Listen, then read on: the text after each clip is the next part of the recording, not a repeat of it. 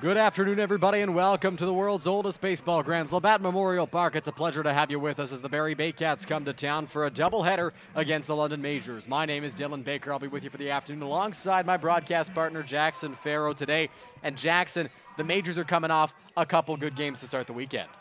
Well, they sure are. And you know what? There's something to a game like this. I mean, first off, not very many day games on the schedule here. Not many doubleheaders, right? On a very wet July. It's going to be really interesting to see what both teams have in store today during a doubleheader.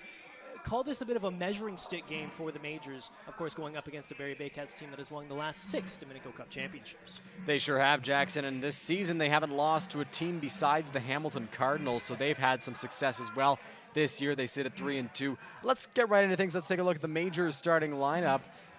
Jackson, a lot of good bats here today for the Majors. Yeah, and what we notice is manager Rup Chandler shuffling things up a little bit, right? We see Humberto Ruiz move up into the 3-hole. Adam Philman moves up into the 6 spot. Julian Johnson down into 7. Look, the nice thing about the luxury about having such a great lineup, 1 through 9, is that you can mix and match. You can play guys in different spots, and you know that you're still going to get results regardless. That's one of the benefits of having such a high-octane offense, which is exactly what the Majors have shown they are so far this season. Absolutely, they have Jackson scoring 28 runs in their first 2 games. They've been right at the top of the run-scoring board across the league so far this season, so it's been good to see. And I'm sure the fans love it because you can have a great pitching game, but fans, they love offense. Well, absolutely. I mean, all you got to do is listen to the roar of the crowd every time Cleveland Brownlee hits a home run to the left, right? Or the other night when Humberto Ruiz absolutely launched one. It felt like all the way into the Thames River. Right, we heard a big crowd roar. You know, strikeouts are great, and, you know, Pedro de los Santos, for example, the other night had a fantastic outing, but you're absolutely right, Dylan. Fans love high-scoring games, and there's a decent chance we might get one of those today. Yeah, let's take a look at the Barrie Baycats lineup now. From top to bottom, Jake Wilson leads off in center field, followed by Noel McGarry, Doyle in right. Marcel Lacasse bats third. He's the third baseman, followed by Mike Chiquetto. He'll be followed in batting fifth by Jake McDonald. And then Carson Burns bats 6th at shortstop. James Anderson is DHing and batting 7th. Tyler Plumpton catching, batting 8th. And then Mike DeWin bats 9th at second base, I should say. A very good Barrie Baycats lineup. We talked about the Majors lineup. Both offenses can roll. Well, yeah, and it's going to be a challenge for both pitchers today to have to navigate those lineups. Of course, Owen Boone has been fantastic this season. Really sort of a level of consistency he's been working to achieve. He's done that through 3 starts so far. It'll be really interesting to see how he navigates what is a very high-caliber offense. Of course, one with some championship pedigree, to say the least. Absolutely. Let's take a look at the pitchers now for today's ball game. Brad Grieveson takes the mound for the Barrie Baycats. He's actually their pitching coach, coming in at 40 years old. He's had great success so far this season, 1-0, 1 ERA, 5 strikeouts per 9. He's pitched 9 innings this season, including 7 2/3 in relief. Owen Boone, you talked about the consistency. He's put up numbers in every start. Well, I want to highlight one start he had, July 14th at Brantford. Okay, 7 1/3, just 2 earned runs allowed, only 4 hits, and 13 strikeouts. His stuff was working that night. If he can get anywhere close to that, again, we talk about a level of consistency. Even against Hamilton last time out, he only lasted 5 2/3, but only 2 earned runs attributed to him. 7 hits allowed, yes, but 6 strikeouts. It wasn't his best stuff, but even in a game like that, he was not terrible. He kept his team within the game, and that's exactly what Owen Boone can give you every time he is on the mound. The Majors are going to be looking for some of that here against a very good Barrie Baycats team. We'll set it now down to field level for the player introductions and the national anthem.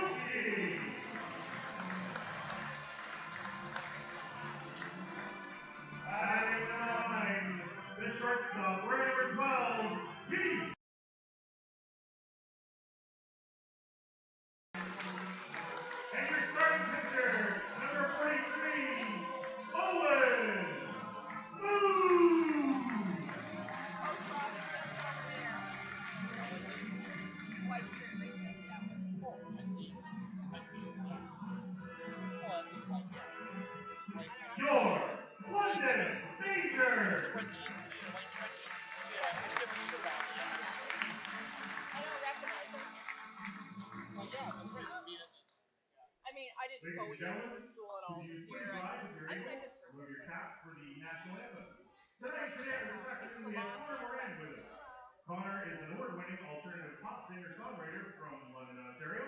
His crossover blend of contemporary pop with the influences of hip-hop and indie rock consistently push the boundaries of anything traditional and familiar. Connor's combination of soaring vocal melodies, smooth guitar playing, and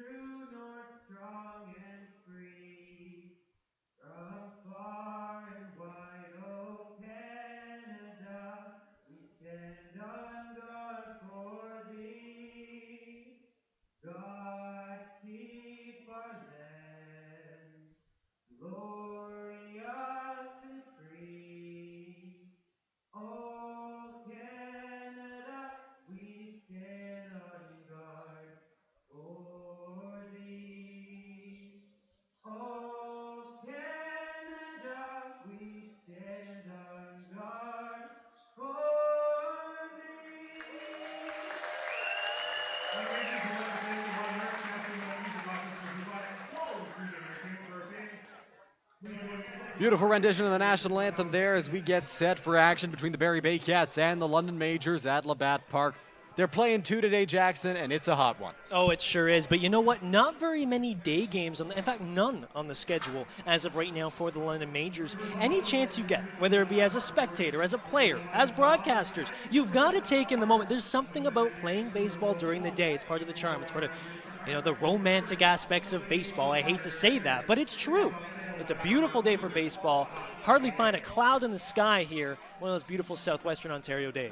Absolutely it is. The beautiful London, Ontario skyline behind the park. You can see it very clearly here in the daylight. We'll play another one later tonight around 7 o'clock, 7:30. Depending on when this game ends, we'll have the action for you on MajorsTV as well. We hope you enjoyed today's ball game, this first game of the doubleheader between the Barrie Baycats and the London Majors. The first time these two teams have faced off, they were supposed to do battle the third game of the Majors season on July 11th. That got rained out, and that's why we're here so early today.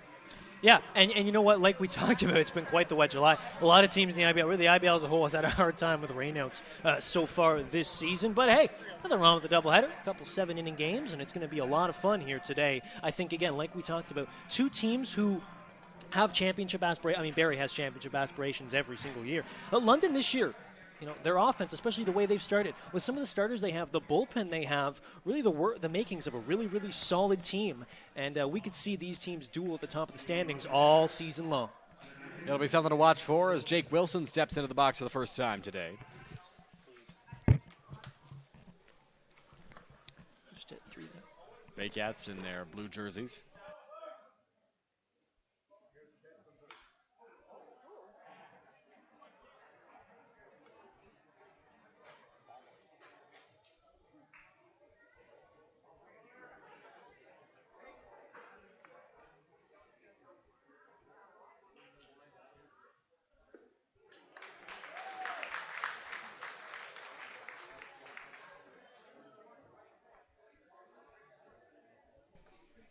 We apologize. Seems we had some sound difficulties there. We're back now, though. 0-2 is the count to Jake Wilson. Here's the offering from Boone. Wilson fouls that one straight back to the screen, 0-2. And we see Wilson battling here, of course, but Boone doing a good job getting ahead, working fast, and I'm interested to see kind of what his approach is today, having, like we talked about, navigating through what is a very good lineup for the Barrie Baycats. No balls, 2 strikes. The pitch from Boone on its way. That's in the air, on the infield. Arteaga moves into it. Boone pointing up. Arteaga has to battle the sun, and he will make the grab near the pitcher's mound. So one quick out for Owen Boone on just 4 pitches. And with 0-2, you've got to protect the zone, and Boone is able to get him to pop up there. After a couple foul balls, we saw Wilson battle, but he was able to, Boone was able to win that battle. So that'll bring up Noel McGarry-Doyle to the plate. He's had a good start to his season for the Barrie Baycats. As Boone looks in, he goes into the windup, and right away, here's the first offering. That's just going to miss for ball 1. The first ball Boone has thrown in this ball game.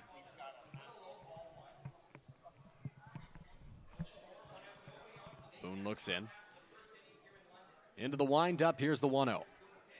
Squaring around a butt is McGarry-Doyle. That pitch got up and in on him, and he fouls it off, so the count moves to 1 ball and 1 strike now.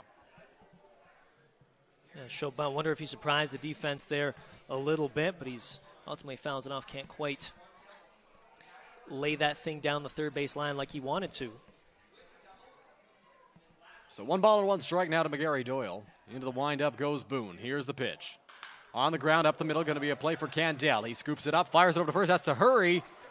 Johnson stays on the bag, and it's in time for the second out of this first inning. McGarry-Doyle thought he beat it out. It was a close play, but Candell gets him. Well, that's a fantastic play there by the shortstop, Keith Candell, ranging to his left. Calmly fields it, no bobble, right? Very smoothly, and fires a strike to first just in time to get McGarry-Doyle. Quickly 2 out here for Owen Boone. Nice start to his outing today. So that'll bring up Marcel Lacasse. He's had a hot start for the Barrie Baycats so far this season. He's the third baseman today for Barrie. The Ottawa native. Lacasse digs in. Into the windup goes Boone. Here's the pitch. It's in there for a called strike 1. Boone attacking the strike zone early. Yeah, we see that with all 3 batters he's faced so far, trying to get in there aggressively early on. Threw a ball first pitch to McGarry-Doyle, but after that, again, pounding the zone, you got to challenge these hitters. Here's the pitch. Swung on and missed. Strike two. So now Boone ahead. No balls and 2 strikes on the number 3 hitter for the Baycats. And working quickly and effectively as well. Early on here, Boone's stuff a challenge to pick up for some of these, or for these first 3 Baycats hitters. Here's the pitch from Boone. Lacasse drives that one towards the right center field gap. After it is Wilkie. He will get there, and he will make the play to retire the side. So the Baycats go 1-2-3 in the top of the first.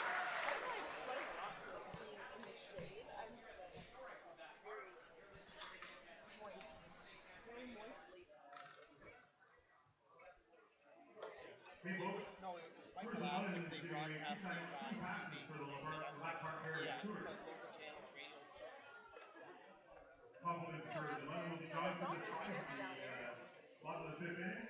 So listen to see if you're that lucky fan has a recall.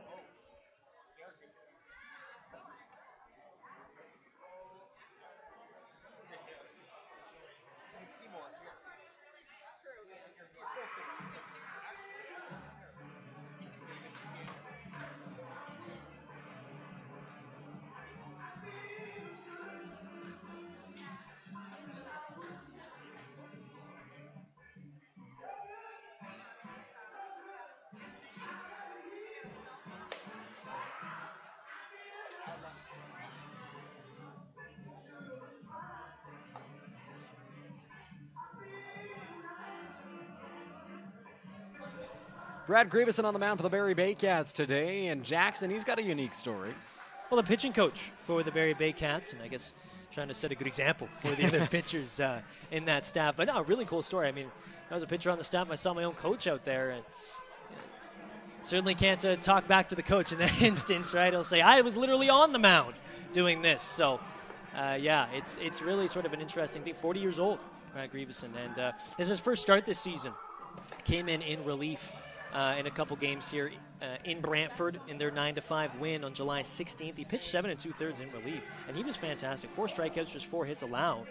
Okay, and then against Toronto, that crazy 20-19 game where he came in to pick up the save, actually. Pitched an inning and a third, allowed an earned run, and just 2 hits, a strikeout, and as I mentioned, the save. So we'll see what he's got from a starter's perspective today, and we'll see how long he goes as well. I think that would be an interesting conversation to have, especially to start off a doubleheader.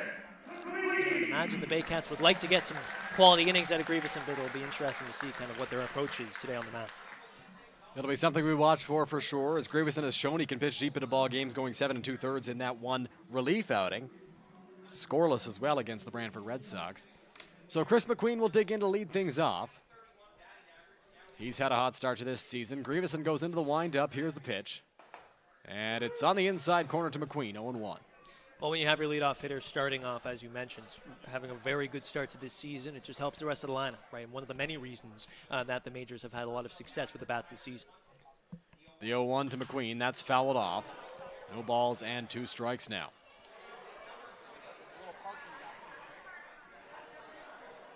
Well, and we see Grieveson also pounding the zone, challenging early on. Makes a lot of sense, especially to the leadoff hitter McQueen.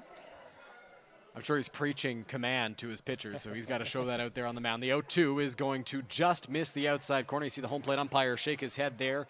Said he just didn't get it. And the count moves to a ball and 2 strikes now. Here's the 1-2. McQueen fouls that one off a little bit late on that swing, and the count will remain at a ball and 2 strikes, so we'll do it again.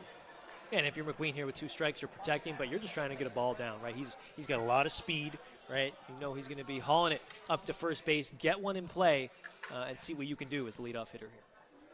So a ball and 2 strikes. Grieveson looks into the windup, and now here's the offering to McQueen. He hits that one hard over to shortstop, and it's caught by Carson Burns, the shortstop for the Barrie Baycats, for the first out of the inning. Well, not terrible contact, but that thing was a little slower off the bat. Interesting, good position there for the shortstop. Sometimes that's how it is, right? You hit a ball pretty well, especially with 2 strikes. You spray it, but just shortstop standing right there to catch it for you. That's baseball for you. Looks like McQueen might have gotten that near the end of the bat. Didn't hit it as hard as I'm sure he would have liked, although it was on a line to the shortstop Burns. So that'll bring up Carlos Arteaga. Had a great night on Friday, went 0 for yesterday. He's playing third base in the ball game today as Grieveson looks in. Into the windup, here's the first pitch to Arteaga. Takes that ball high, 1-0. Carlos off and 1 to take the first pitch, possibly fake a bunt, and then take that pitch. He likes to see what the pitcher's got before he decides to swing or not. The 1-0 is going to go inside and hit him, so Arteaga reaches first base on the second pitch he sees, and the Majors have a base runner here in the first. Yeah, looks like that one just slipped there from Grieveson trying to work inside, just a little too far there, so that'll be Arteaga at first for the heart of the order coming up here for the Majors.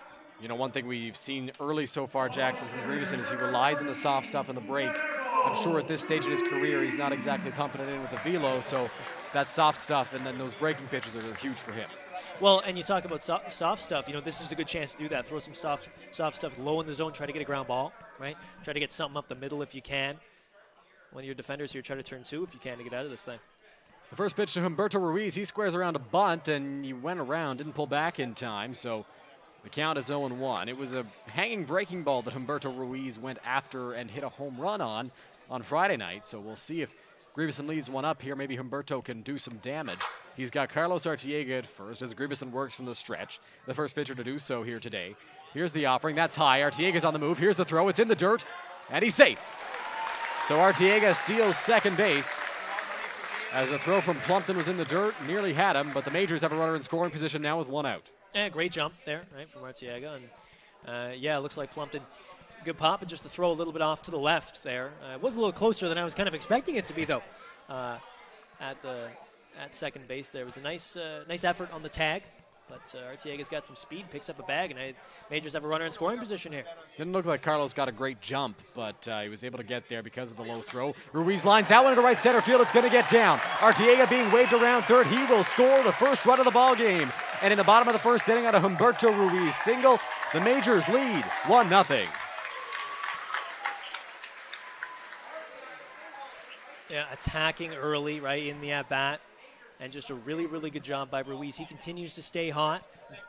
Goes the other way there. He's able to spray one right into right field. A lot of room out there, of course. And good job knowing, also being aware of the situation. Runner in scoring position, right? You're not necessarily trying to, you don't have to drill one out. You're just trying to get something possibly to the outfield. With speed at second, great opportunity to score, and they do that. So that will bring up the big man, the designated hitter, Cleveland Brownlee. Had a 2-for-2 game with a walk yesterday against Kitchener in the game that is technically still ongoing until August 20th. Here's the pitch from Grieveson to Brownlee. That's a fastball and it misses outside. Ruiz over at first base does have speed. He has a stolen base this year. And Jackson, we talked a lot about no-hitter watch last night. Well, there's a no-hitter going on tonight, or this afternoon, I should say. Domingo Germán in Boston as Cleveland takes that pitch. On the move is Ruiz, and he will steal second base. So 2 stolen bases. The Majors are running on Plumpton, and they've been successful so far. Yeah, challenging the catcher early on, right? Trying to see, all right, let's gauge the tempo. What are we working with here in terms of the catcher and his ability to throw guys out at second? So far, he's 0 for 2. We'll see how much of a theme that is, how much the Majors try to do that throughout this game, but it's worked for them so far. So it's 1-1 to Cleveland Brownlee. Here's the pitch from Grieveson. Brownlee pops that one up. Plumpton gives it a look, and it will get foul. So the count moves to 1-2. Now, Jackson, last season in 2019, anytime a ball would hit the roof of the press box here, I would jump and my voice would go crazy because I would be scared. I stayed still today, and I take pride in that. I'll give you credit for that. I certainly didn't. So there you go. It tells you about both of our experiences in this booth so far. 1 ball, 2 strikes to Cleveland Brownlee. Here's the pitch from Grieveson. Brownlee swings through that one for strike 3. So 2 gone now here in the bottom of the first inning as Brownlee strikes out, and that'll bring up the catcher, Hayden Jaco. Yeah, and we talked about, Grieveson maybe using a lot more off-speed, right? Breaking pitches, slower stuff. He does it there. It appeared to be on Brownlee, swinging through that one.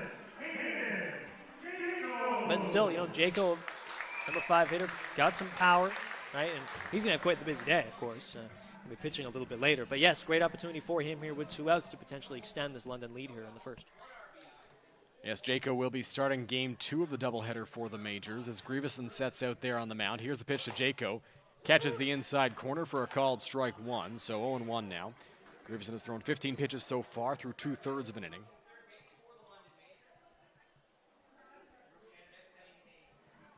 Coming set is Grieveson on the mound. Here's the pitch. Jaco lines that one straight back at the screen, and the count moves to no balls and 2 strikes.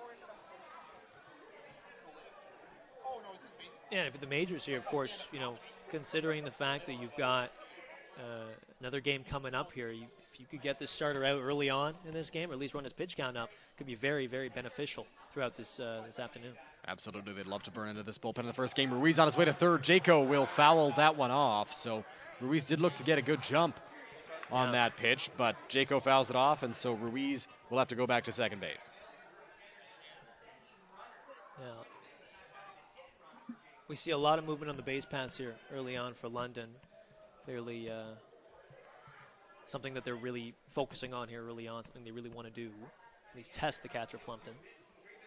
Gribison takes a couple of looks back at Ruiz. The 0-2, Jaco takes that one on the outside corner for a called strike three. He thought it missed outside. It looked to be a little bit off the plate, but it's strike three to end the bottom of the first inning. The Majors get one, a Humberto Ruiz single. We'll take a break and get you right back for the top of the second here on Majors TV. We are pleased to remind our fans that the London Majors at Baker Park is a licensed entertainment venue. Please respect the rules and help us maintain a positive atmosphere with each and every one of our London Majors fans. Beer will be served until the end of the sixth inning. Make sure you say hello to London Majors Burgers, our beer partner, Railway City Brewery, has once again designed a one-of-a-kind custom London Majors beer can, representing a little history of our team and the league. Please visit Beer Concession and pick up your single beer can for only $6.50. Reminder to visit our tea stores and make grandstand while you're there for all your Major souvenirs. We'd also like to welcome Dr. Alex Colson, the official chiropractor of your London Majors, to the game today. Book an appointment with Dr. Alex. Please visit mhtherapy.com.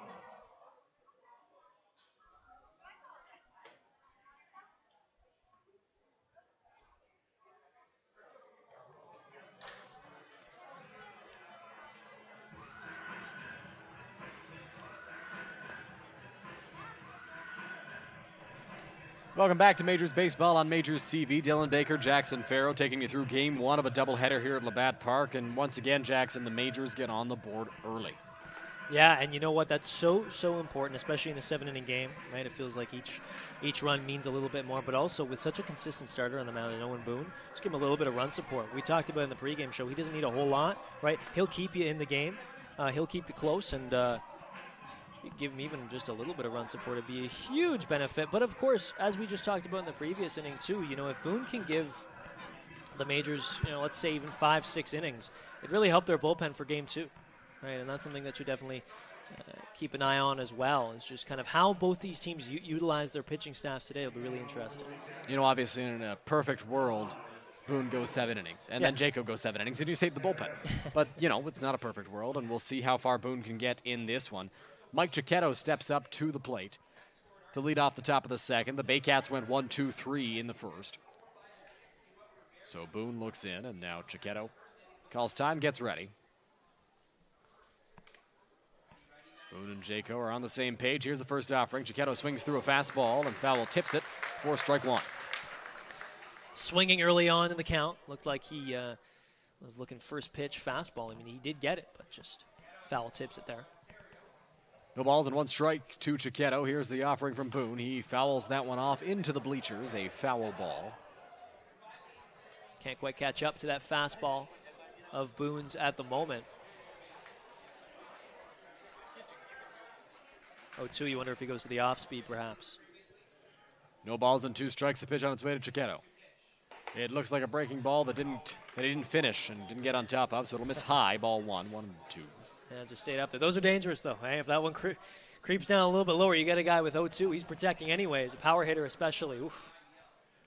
Could have ended badly for Boone there, but he gets Chiquetto to swing right through that one for strike 3. So he's got a quick first out in the second inning.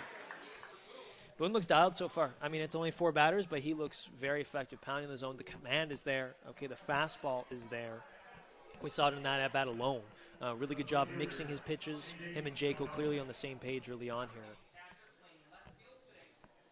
So that'll bring up Jake McDonald. He's usually a catcher for these Baycats. He's in left field today in the doubleheader as the first pitch to him is on its way from Boone. He fouls that one straight back at the screen. A little bit higher, actually. And it got the covering of the grandstand. And it was dropped, I believe, on the way down. And so some oohs and ahs from the crowd. Yeah, look out. Hope everyone's okay down there. Into the windup is Boone. Here's the 0-1 pitch. Swung on and missed by McDonald. Took something off of that one, and he swung through it, 0-2. Yeah, once again, and into an 0-2 count. How many times have you said that already with Owen Boone? He's been dialed in so far. He's been working quickly. He's been throwing strikes. So no balls and 2 strikes to McDonald. Boone into the windup, and here's the pitch on its way. In the air, on the infield, in is Johnson. Near the foul line, he will make the play, and that'll be the second out of the second inning. A lot of pop-ups, a lot of fouls here early on. Not great contact from Barrie. Really good job by Boone, like we've talked about, commanding the zone, controlling it, working fast, and he just looks completely locked in at the moment. So that'll bring up Carson Burns. He's the shortstop in the ball game today. Steps into the lefty batter's box, and Boone goes into the windup. Here's the pitch. That's a line drive into right field, so the Baycats will get into the hit column, chasing after Adam Philman, and Burns will stop at first, so he's got a line drive, 2-out single. Well, there you go, just as we were saying how dialed Boone is. First pitch, Burns looking similar to the first 2 hitters in this inning, swinging, right, first pitch, and he gets the pitch he wanted. He's able to drive it into right field. Really, really nice hit there for Burns, the shortstop. So that'll bring up the DH, James Anderson now. Burns over at first. 2 gone in the inning. Both teams with 1 hit. The Majors lead 1-0. The pitch from Boone on its way. Swung on and missed by Anderson, 0-1.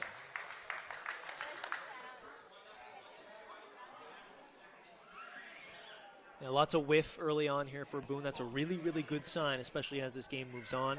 Hitters are going to see him more and more, but if he can keep missing bats, he's going to be in a really good position. Boone, obviously the ace of this Majors staff. He sets out there on the mound. Here's the 0-1 on its way. In the air, foul territory. Nobody's going to get there as that's well into the stands, 0-2.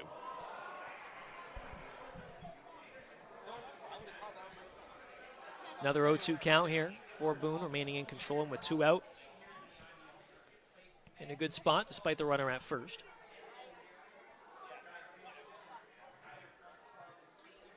Oh, 0-2 is the count. Boone has a runner over at first base. He'll get ready out there on the mound. No balls and 2 strikes. The pitch on its way. On the run is Burns, and the pitch, did he swing? That's the question. And he did, so it doesn't matter. It'll be a swing and a miss, strike 3. So Anderson gets called on the swing, and the inning is over. We'll head to the bottom of the second on Majors TV. The Majors lead at 1-0.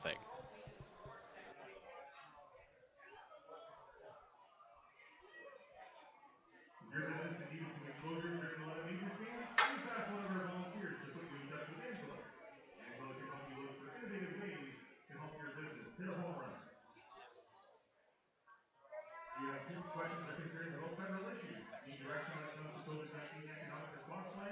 Contact Peter Franciscato, your member of Parliament, in Lily North Center. Call the community office at 519-663-9777 or visit peterfranciscato.ca.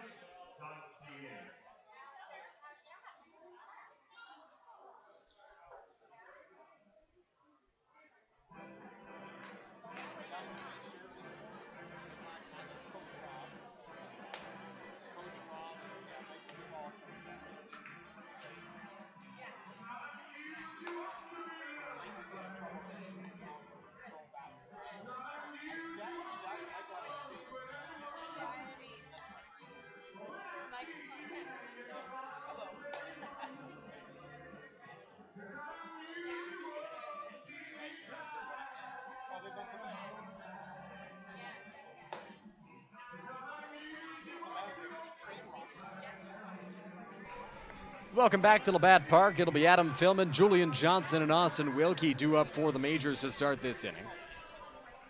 They lead at 1-0.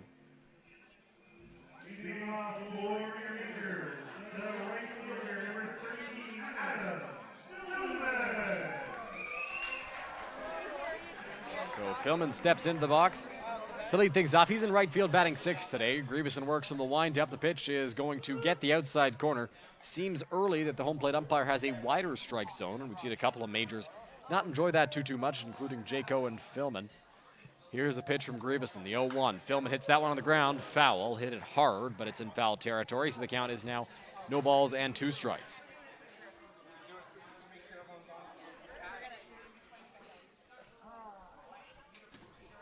So Grieveson looks in. Here's the 0-2 to Philman. That's outside. Not close enough to that bigger corner from the home plate umpire. 1-2.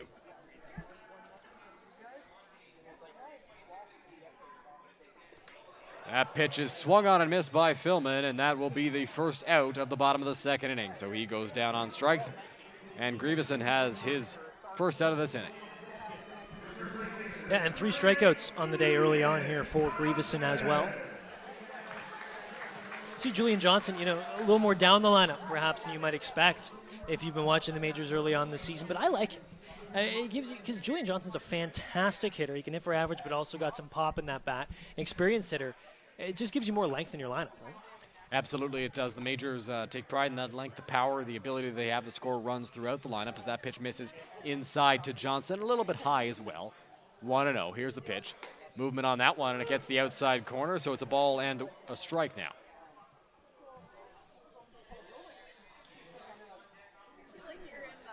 Grieveson working quickly, the 1-1. Johnson drives that one towards right field. Moving in on now, McGarry Doyle. Is it going to drop? And he drops it. So Johnson takes a hard turnaround first. Now stops himself on Chiquetto. So he'll return to the bag. It looked like McGarry Doyle broke back, and then he drops the ball as he comes in.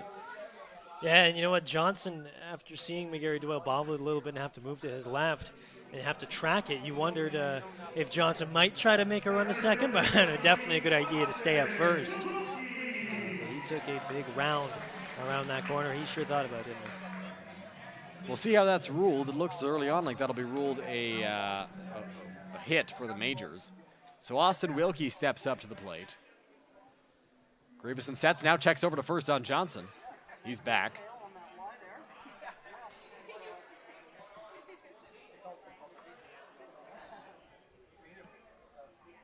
One thing about Grieveson, doesn't walk many guys.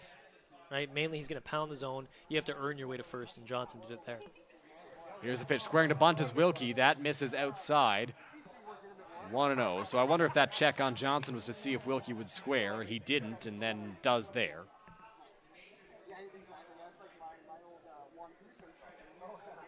So 1-0 with Wilkie at the plate. Grieveson will check on Johnson again. Still 1-0 the count. And at first I thought it was to see if he was going to square around a bunt, but maybe he thinks that Johnson could be on the move here. He was aggressive rounding first. I don't know if that aggressiveness translates to stealing bases. Perhaps. With the number 8 hitter coming up, it would make sense for the bunt. Wilkie ready in the box. Grieveson will step off. He's worried about Johnson over at first base. He sure is. Very concerned as Johnson. I mean, if you're Wilkie, you'd really like that. Perhaps Grieveson not as focused on the plate, and you're just looking to get something into the outfield here if you can. That swung on and missed by Wilkie. The bunt sign was clearly off. That one was high above the strike zone. 1-1. Lacasse, the third baseman, not protecting the bunt.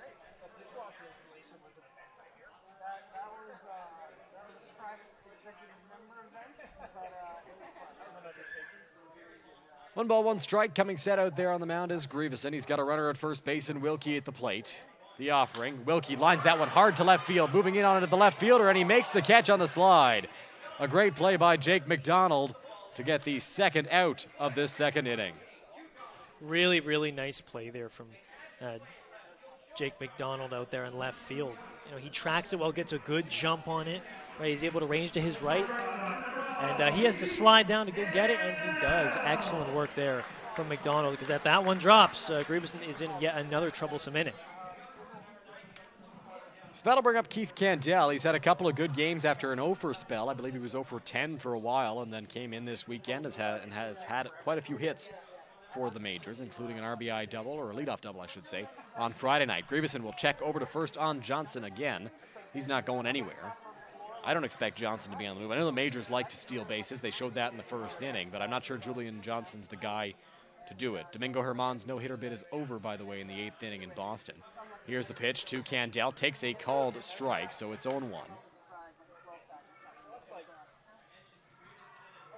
Yeah, and with 2 out, I don't expect Johnson to try to run here, but you never know. No balls, 1 strike. Grieveson sets out there on the mound. Here's the pitch on its way to Candell. That's up and in. Nearly hit him in the head. So the count moves to a ball and a strike now.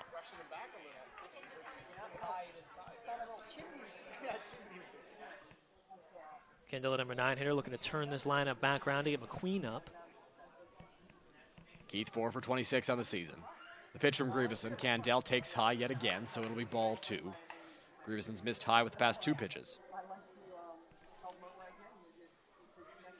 As we talked about, Grieveson doesn't walk a lot of guys. You get ahead in a count, you certainly don't want to take that for granted. Here's the 2-1. Candell lines that one straight back at the screen. Gal moves to 2 balls and 2 strikes now.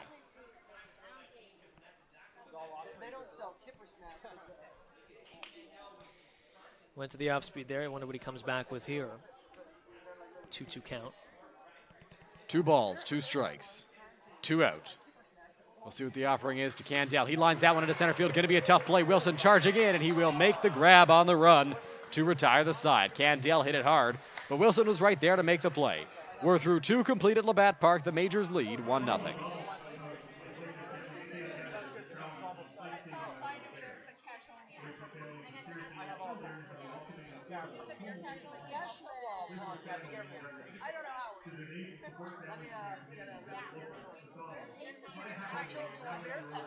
Visit rhc-fwo.ca.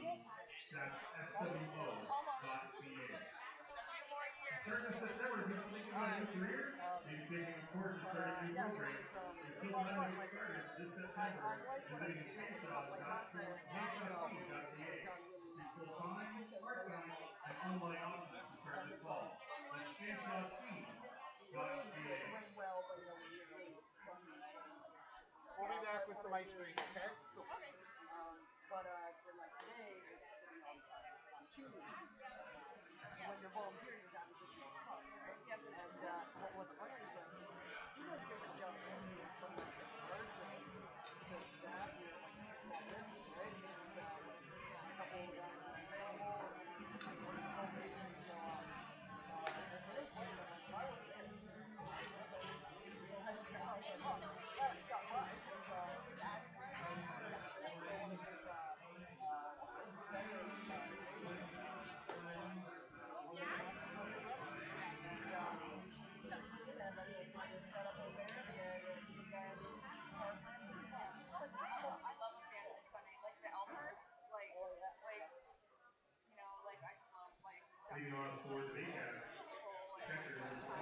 Tyler Plumpton will come into the box to lead off this 3rd inning. It's been a good pitching matchup so far between Grieveson and Boone.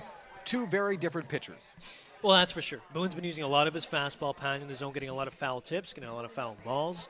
Some Barrie hitters have had trouble catching up to it. We'll see if that continues here. He's got 8-9-1 coming up. Pitch is inside to Plumpton for ball 1, so batter ahead in the count 1-0. And one thing we've seen is Boone getting ahead in counts. Right, that's a big thing, especially against the number 8 hitter. Right, you want to be pounding the zone, no question about it. The 1-0 from Boone. Lined into foul territory. That will get well out of play. Nearly a catch made down the line, but no dice. That was a close one. It was hit hard. Yeah, I'd like to know the exit velo on that one. 1 ball, 1 strike. Plumpton at the plate. Here's the pitch from Boone. That's in the air to center field. Moving in on it, Wilkie. Moving back, McQueen. They'll converge, and Wilkie will make the play for the first out of the 3rd inning. So Boone is able to get the leadoff hitter in this inning. The number 8 hitter out. Makes his job a lot easier now working with 1 out. And it's the number 9 hitter. So that'll bring up Mike DeWin. He's in his 2nd game with the Barrie Baycats. He's playing second base today. He gets ready to face the Majors' ace Owen Boone, who stands on there on the mound on the first base side of the rubber, and into the windup he will go. DeWin takes up and in for ball 1. See Boone missing a little bit in this inning here with that pitch inside. We saw in the last inning just trying to work inside just a little too much. He's close, but he hasn't been able to find that inside part of the plate just yet. 1 ball, no strikes. Into the windup, here's the pitch from Boone. Swung on and missed for strike 1, so 1 ball and 1 strike now to the Baycats' second baseman. I think the message to Boone right now is just trust your stuff. Right? Try to work inside, absolutely, but make sure you trust your stuff. Get those strikes because it's working for you first time through the order. Into the windup, the 1-1 to DeWin is going to miss inside, so 2 balls and 1 strike now on the Baycats' number 9 hitter.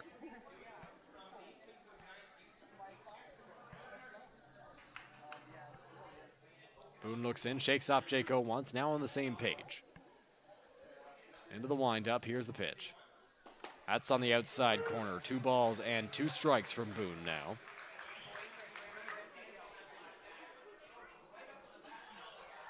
Gets him back to 2 strikes. Let's see what Boone comes with here. 2-2, 1 out. The pitch on its way from Boone.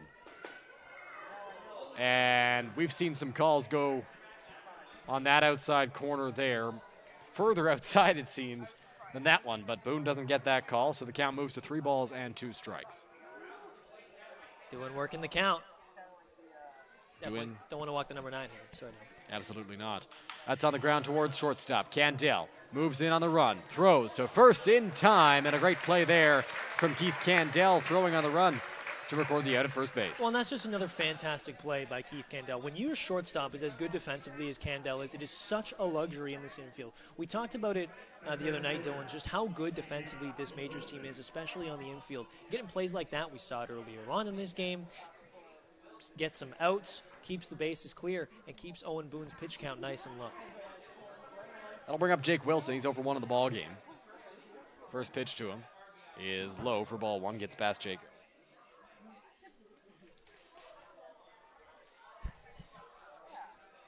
And Wilson, last time up, he popped up to the third baseman. Home plate umpire looks like he's got something in his eye, so he takes time to dust it off and get ready. 1 ball and no strikes. Boone gets set. And the 1-0 home. Wilson hits that one in the air, foul territory. Artiega and Ruiz both give it a look, but it's well out of play. Nobody there for it. A couple fans will go after it now.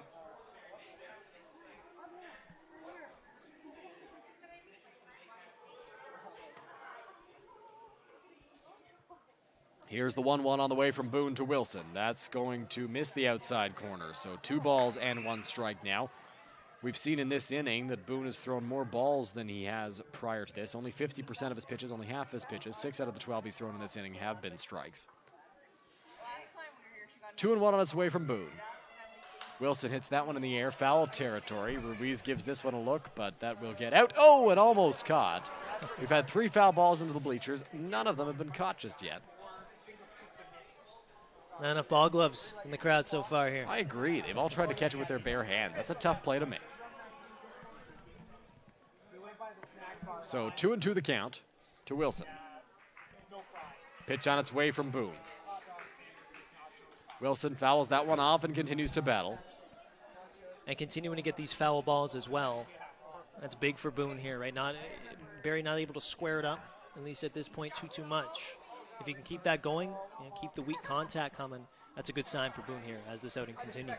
Most pitches he's thrown in an inning so far coming in this third. Here's the pitch to Wilson.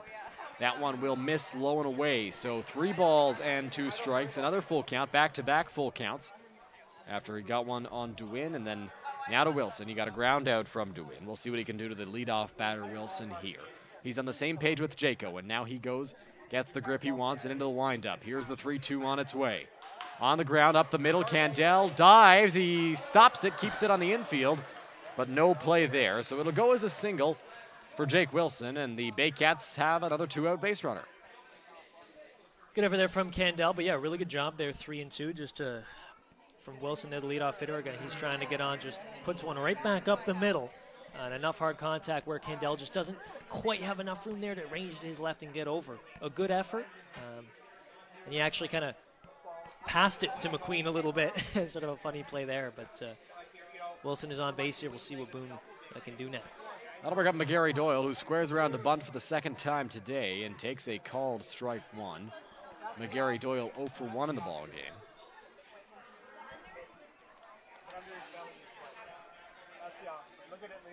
McGarry Doyle with a 1091 OPS so far to start this season. He's had a great start for Barrie. Boone comes set out there on the mound with Wilson over at first base. Fakes a move, and that will go line right back up the middle. Wilson takes a hard turn, elects not to go to third base, so Wilkie picks it up, gets it into the infield, and it's 1st and 2nd now with 2 out. Yeah, we see very similar hits. Right, both times just right back up the middle. Really good job there by Barrie to get a couple runners on now. For the heart of the order, you got Lacasse coming up. He flew out to center his last time up. So 2 guys on now for Lacasse. A great opportunity for the Barrie Baycats to get on the board, tie things up, potentially if he can get one deep enough into the gap, take the lead with McGarry Doyle, who does have speed, over at first base. Wilson stands at second. Boone looks into his catcher, Jaco. They're on the same page. He'll come set. 2 runners on. Takes a look back at Wilson at second. Here's the pitch. That's going to miss high to Lacasse. 1-0. Lacasse 9 for 17 entering this game. Stats are a little skewed, but I should note he has a slugging percentage of 1,000 so far, Dylan. I'd say that's pretty good there, Jackson. As Boone sets out there on the mound. Here's the pitch. Swung on and missed by Lacasse. Took a big cut at that one, and it's 1-1. But great job of the 1 and 2 hitters here for Barrie with 2 out. You know, getting a couple singles, just poking them right through the middle to be able to get something going, at least a runner in scoring position. Still 2 out, though, if you're Boone. But a really good job here by Barrie to extend this inning. Boone nods, has the sign he wants from Jaco. Takes a look back at second base. Here's the 1-1. That's in the dirt. So 2 balls and 1 strike. Not as much command, I think, in this inning. Dylan just not quite hitting his spots as much as he was in the first 2, albeit with the 2 out. But I think if you're Jaco and if you're Boone here, it's just about getting back into the zone, right? Getting back that command and getting ahead in counts. That's something he needs to get back to doing here. 2 balls, 1 strike. Lacasse ready. So is Boone, the 2-1. Lacasse swung at that one. I'm sure he regrets that as he stopped when it was too late. It's 2-2. Yeah, much too late there. You could instantly see he regretted that one. And he gets Boone to a 2-2 count now. 1 strike away from getting out of first and second here. 2 out. So 2 balls, 2 strikes, 2 out, 2 on. We're in the second inning. Majors have 2 hits. Lacasse ready in the box. Boone comes set out there on the mound. Big pitch coming up on the 2-2. The fans are into it. Here's the 2-2 home from Boone. Lacasse hits that one on the ground. McQueen waits on it. Makes the play. Throws to Johnson at first, and the side is retired. So Owen Boone is able to wiggle his way out of a tough jam. We'll take a break. We'll get you right back for the bottom of the 3rd. Majors lead 1-0.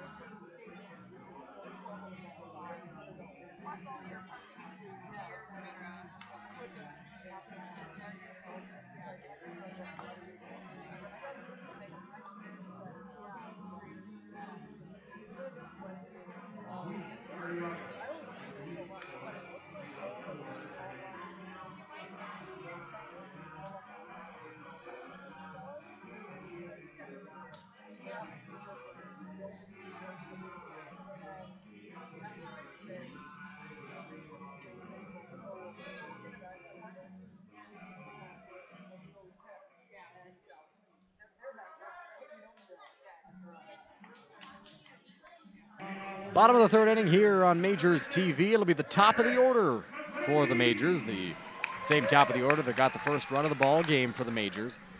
McQueen was out in his first at-bat. He was followed by Carlos Artiega, who got over on a stolen base, and then Humberto Ruiz singled him home before Ruiz also stole second base, and then Brownlee and Jaco both went down on strikes. So Grieveson into the windup. Here's the pitch to McQueen. Hits that one on the ground to second base. It's bobbled a little bit by DeWin. He'll throw over to first. Nearly takes Chiquetto off the bag, but he will stay on. And the Baycats have the first out of this bottom of the 3rd inning. Yeah, really good job there by DeWin. You know, he has to kind of block it. You know, he kind of looked like a catcher there, having to kind of block that ground. It was a funny one.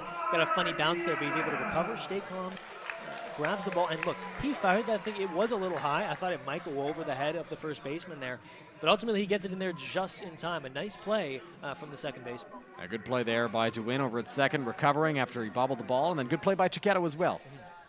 Staying on the bag to retire McQueen. So that'll bring up Carlos Artiega. He'll square around a bunt, just taking that pitch. No real thought of bunting there.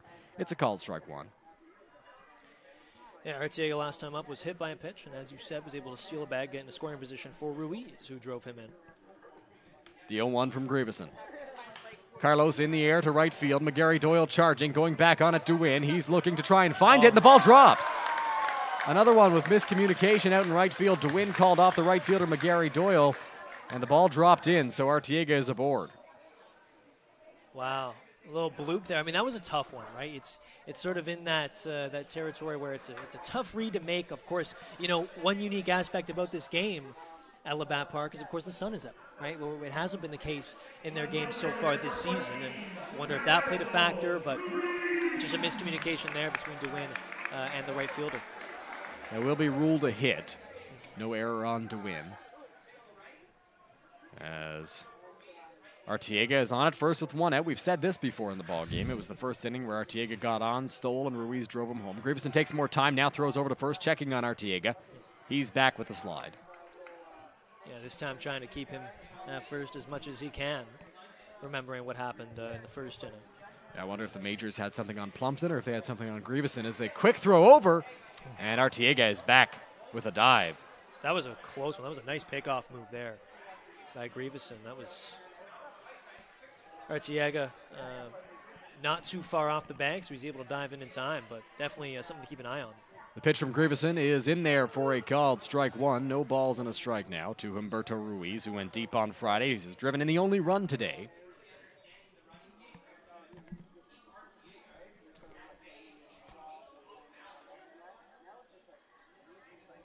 Grieveson looks in. Takes a peek over at Artiega over his shoulder. Comes set out there on the mound. Ruiz ready at the plate for him.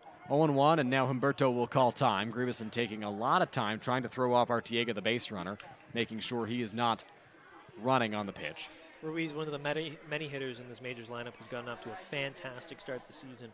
And OPS over 1,000. Ruiz has been quite the bright spot. Hasn't played with the Majors since 2017. It's been a while. The pitch is up and in on Ruiz for ball one. Of course, Ruiz, if you recall, Jackson, was in the lineup for the Legacy Classic last year in August. Led off for the Majors. Versatile player, right? He can kind of hit throughout your line. Absolutely. They had him hitting lower early on. Now he's up in the 3-hole. You could have him lead off as you talked about. Can play all over the outfield as well. A ball and a strike. On the move is Artiega. Here's the throw from Plumpton. It's there in the dirt, and it's dropped by DeWin, so Artiega steals second base. And you know what's crazy is, as you said, when the throw was there, just couldn't place the tag in time there. It was a solid throw from Plumpton. It did bounce in front of DeWin, and then he bobbled it as he tried to recover and then make the tag. I think it was knocked out of the glove by the foot of Artiega there. Yeah. And for Plumpton, bit of a shame because you did obviously have that one right on target, as opposed to the last time in the first inning it was a little off to the left. 1 ball, 2 strikes to Humberto Ruiz. Artiega at second. The pitch, Ruiz fouls that one back to the screen. So the count will remain at 1-2, and we'll do this again. I mean, that's a big stolen base, though, in that moment, right? You've got one out, right? A guy with 2 strikes at the plate, and now you've got a runner in scoring position that eliminates the double play threat, right? And it allows Ruiz here with a great opportunity to get another RBI potential. Great spot for Ruiz. The 1-2, he hits that one on the ground towards the hole. It gets by Chiquetto. Being waved around third is Artiega. They may have a play. He's going to score as McGarry Doyle throws it into the first baseman. And once again, Humberto Ruiz comes through with an RBI single. The Majors lead it 2-0. Well, like we just talked about, Ruiz with 2 strikes protecting, goes the other way, puts one in play. It gets past the first baseman, Chiquetto. And also, some great base running there by Artiega. Again, that highlights the importance of that stolen base. Right? Absolutely. Because if that's the case, maybe it's just first and third. Right? But now they just have a great opportunity now with Cleveland Brownlee coming up, not only to extend this inning, but also to kind of run up the score a little bit here. The Cleveland Brownlee home run would make this quickly a 4-0 game. It sure would. Cleveland batting cleanup with Ruiz over at first base. Grieveson sets on the mound. Looks down. Here's the pitch. Cleveland lines that one towards left field. Moving in on it, the left fielder, McDonald. He will make the catch, and that will be the second out of this third inning. Took it for a drive there. Just looked like maybe he got a little bit underneath. It didn't get all of it there. Went a little high, but still sounded pretty good off the bat.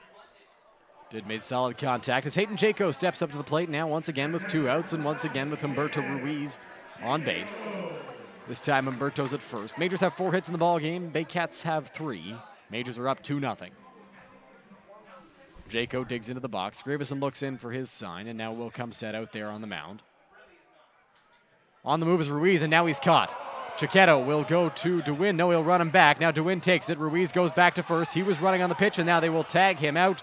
So he gets picked off. Gravison to Chiquetto to DeWin, who tags Ruiz out, and that will end the inning. So a pickoff retires a side, but the Majors get one on a Humberto Ruiz single. When we come back for the 4th inning, Jackson Farough will take you through the 4th and the 5th here on Majors TV.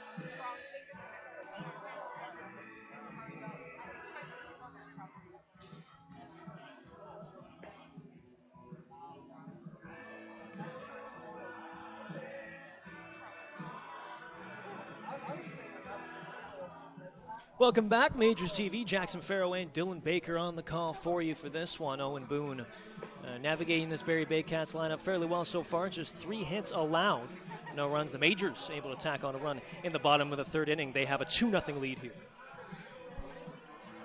It'll be the 3, 4, 5 hitters coming up for the Barrie Baycats.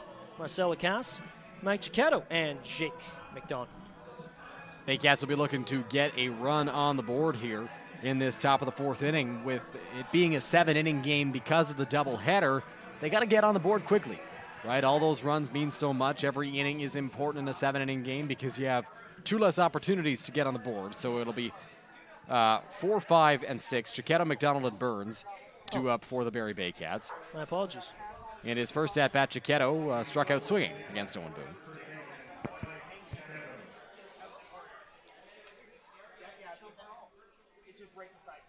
So it'll be Chiquetto, McDonald, and Burns up this inning. My apologies, folks. As Chiquetto steps in. Sun beginning to set a little bit here. It's getting brighter and hotter at Labatt Park. First pitch outside, ball 1. You know, Jackson Boone's been dealing so far. He's at 45 pitches now through 3 innings, plus the 1 pitch here to Chiquetto. He's been efficient and he's been good in this ballgame for the Majors. 1-0 to Chiquetto. Swung on, fouled back, evens up the count at 1. Chiquetto, a big power bat who's had a good start to the season for the Barrie Baycats. I'm sure he would like to be a little bit better at the plate, but he's been a solid contributor for this team all season long. As looks like we got our Osprey that's returning to the nest here. I was just going to say that. Must have been listening to your commentary last night during the rain delay. A 1-1. Taken inside, upstairs and in. So it's 2-1 count. See Boone falling behind. Chiquetto is hitting .278 this season, 5 for 18 with 5 RBI. So he's been a consistent producer for the Barrie Baycats. 2-1 to the cleanup hitter, Chiquetto. And time is called. The fans seem to be enthralled by the Osprey. They're following it across the sky as he goes back to his nest now. Well, admittedly, as a newcomer, this Osprey sure is getting a lot of fanfare. So an interesting story. That one swung on, fouled off, evens up the count at 2 now. Jackson, you'll come to learn that we appreciate the Osprey here in this broadcast booth, and the fans do as well. It's been a fun little topic of conversation throughout my 2 seasons here. We were looking at their lifespan last night. We were looking at baby ospreys. Certainly a wild biological discussion when it comes to our winged friends. 2-2 to Chiquette. Taken inside. Oh, called. Strike 3. Boone gets a strikeout looking here, one away. Good pitch there from Owen Boone. He's been looking for that inside corner all game long, and he finally gets it there on Chiquette. Chiquette thought it was a little bit inside. He was crowding the plate a little bit, but that is a called strike 3, so Boone has another strikeout, and it's the first out of this top of the 4th. Starts this inning for Boone, as it'll be Jake McDonald, the left fielder, stepping in. Takes first pitch strike right up Yonge Street. Maybe not Yonge Street, maybe Richmond, since we're in London. That's my Blue Jays coming out for you. My apologies, folks. The 0-1. Swung on, foul back. Way back there off the grandstand. So it's an 0-2 count here quickly. Interested to see what Boone comes with here on 0-2. He's got lots of options. He can waste a few pitches if he'd like. Boone working quickly. The 0-2. Swung on, driven over to second. McQueen slides, stops it, but he slips and can't make the play. So Jake McDonald, with 1 out, is able to reach. You know, that was going to be a tough play for Chris McQueen, ranging towards the middle. He slid, he made the stop, he kept it close, but he was unable to recover in time and throw it over to first base. He slipped there. I think he was trying to stop himself. He thought about throwing it, saw where McDonald was down the line and decided against it, decided he would take the safe play and not throw it over to first. He kept it in his back pocket. Now the Baycats have a base runner with 1 out, but Boone is a pitch away from getting out of this. 1 on, 1 out for number 6 hitter Burns, who singled his first time up. That one well outside. Ball 1 here. Boone trying to hit that outside corner on Burns, who's 1 for 1 of the ballgame. Had the first Baycats hit when he laced a single into right field. As you mentioned, Dylan, a ground ball away from potentially getting out of this if you're Boone. 1-0 to the plate. That one also outside. So see a couple pitches missing outside here for Boone. Quickly 2-0. It was a pitch inside that Burns was able to turn on and send into right field. So it looks like Boone's trying to work it away, trying to get him to put a ball on the ground perhaps and get a double play ball. 2-0 count. Burns at the plate. Boone to the plate. Swung on, popped up, and that will sail well into foul territory. 2 balls and 1 strike now for the number 6 hitter, the shortstop Burns.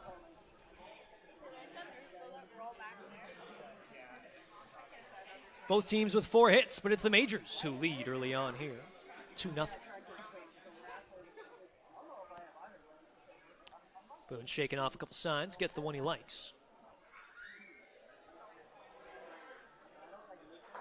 The 2-1 to Burns. That one looks like it went off the catcher, Jaco, all the way well towards the backstop. So it'll be McDonald cruising into second there. See how they score that. But now a runner at second in scoring position that takes away the double play. And now into a 3-1 count here. It does. Boone going to likely pitch for the strikeout or trying to get it out here. Burns checked his swing on that pitch, and it got away from Jaco, likely to be ruled a wild pitch. It did bounce in the dirt before it got away from him. So a tougher spot now for Boone to work out of, but thanks to the Humberto Ruiz single in the 3rd inning, he's got a 2-run cushion to work with. So the runner at second now, 3-1 count, 1 out. Boone takes a look to the plate. Swung on, foul back. Gonna have a full count now as Boone gets it to 3 balls and 2 strikes. Right on that one was Burns. He just fouled it straight back at the screen instead of putting it in play. And like I talked about earlier, you see some of these Barrie hitters not able to fully catch up to this fastball. Something to keep an eye on for Boone here as this game goes on, although we've seen a little more hard contact, especially this inning. Full count. McDonald at second, 1 away.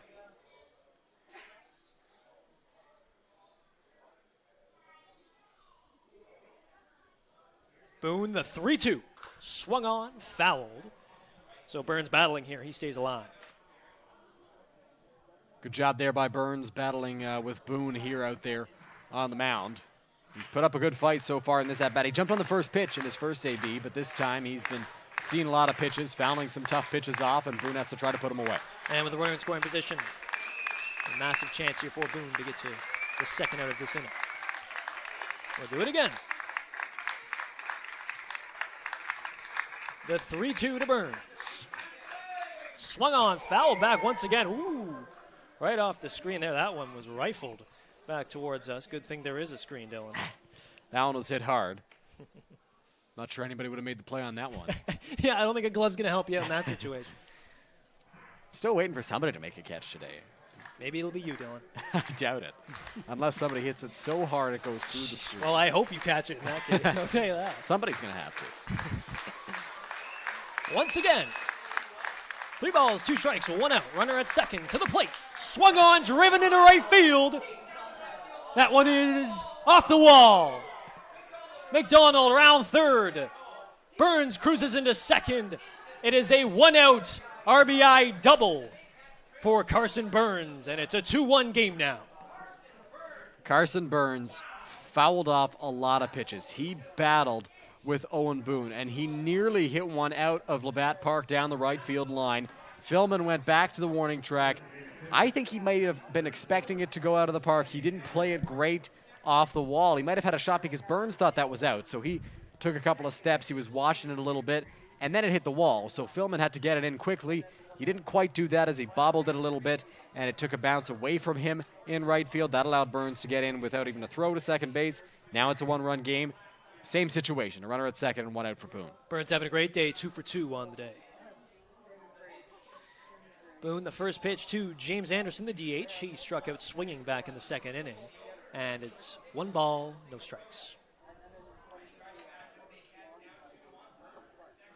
Now a 2-1 game, the tying run for the Baycats at second. The 1-0, that one taken for a strike. He ends up the count at 1. Good to see Boone get in the strike zone there. He was trying to be a little bit too fine with Burns, trying to hit the outside part of the plate.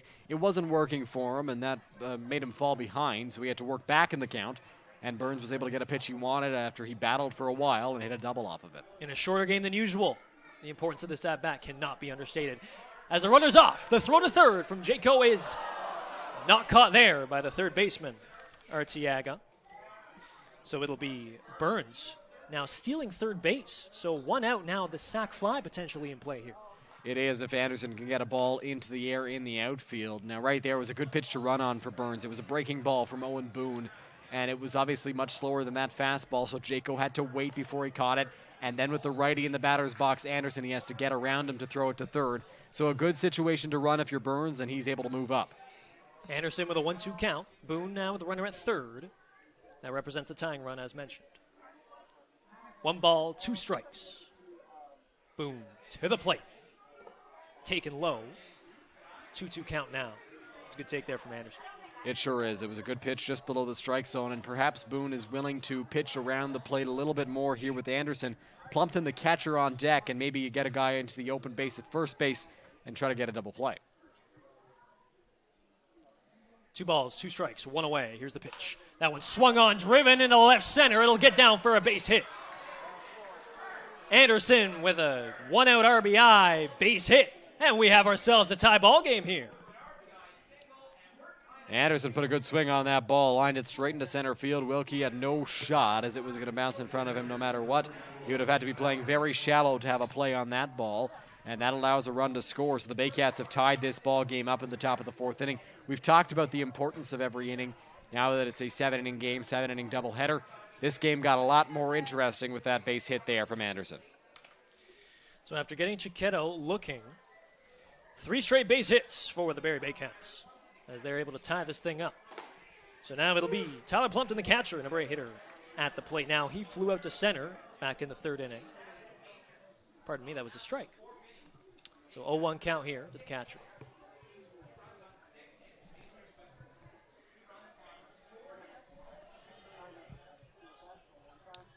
Two runs on 6 hits now for the Baycats. The 0-1 Boone. Swung on, fouled off. We're seeing a lot more hard contact here, Dylan, off of Boone this inning, especially in the last 3 hitters. struggling to navigate the middle part of this lineup. He is, and it's the second time that they're seeing Boone, I should say, and it's the middle of the order. So it's typically your best hitters out there. They're adjusting, and Boone is going to have to make some adjustments of his own if he wants to continue to pitch deep into this ball game. No balls, 2 strikes. Still 1 away here for the Baycats. Boone, the 0-2. Swung on, foul back. Now we're seeing this inning. Another thing, Dylan, an observation I'm making is that these Baycats hitters are doing a better job of staying alive. Not as much whiff in their at-bats this time. Absolutely. They're fighting tough pitches off from Owen Boone. He's using the same kind of stuff that's led to success so far this season, but the Baycats are just fighting it off, waiting until they get a good pitch to hit. And in the case of Burns, he almost hit one out of the ballpark. The runner at first is Anderson. 1 away, 2 strikes. Here's the pitch. Swung on, driven down the line, just foul. Home plate umpire got very into that call, had to make sure that that was a foul ball. Knew it was a pivotal pitch, pivotal play if it had stayed fair. He got down on a knee, he was able to see, all right, that's a foul ball, and made the correct call. Hey, you love a dedicated umpire, that's for sure. Absolutely. You wanted to make sure you got the call right. Can't fault him for that. You know, some of them don't care, and that's frustrating, but many of them will get right in there, making sure that they have the right call. Well, in a play like that, too, at this point of such a pivotal point in the game, you want to make sure you get that call right. So we'll do it again. No balls, 2 strikes, 1 away. Runner at first. Boom, to the plate. Swung on. Over to third. Arteaga's got it. To second for 1 to first. In time. Oh, and Majors get a much-needed double play. But the Baycats score 2 in the top of the 4th. Tie this thing up. We are 2-2 heading into the bottom of the 4th at Labatt Park.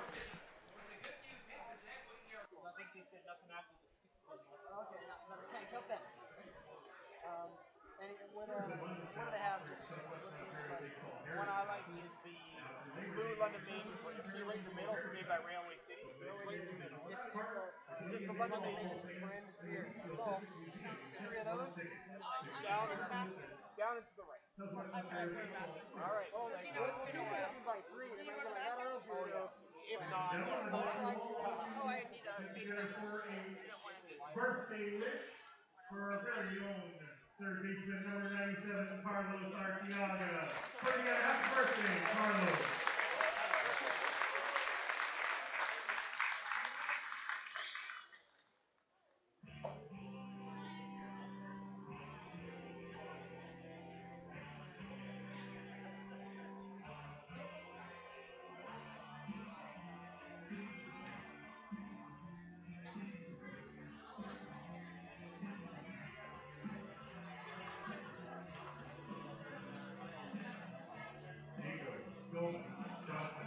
For your major.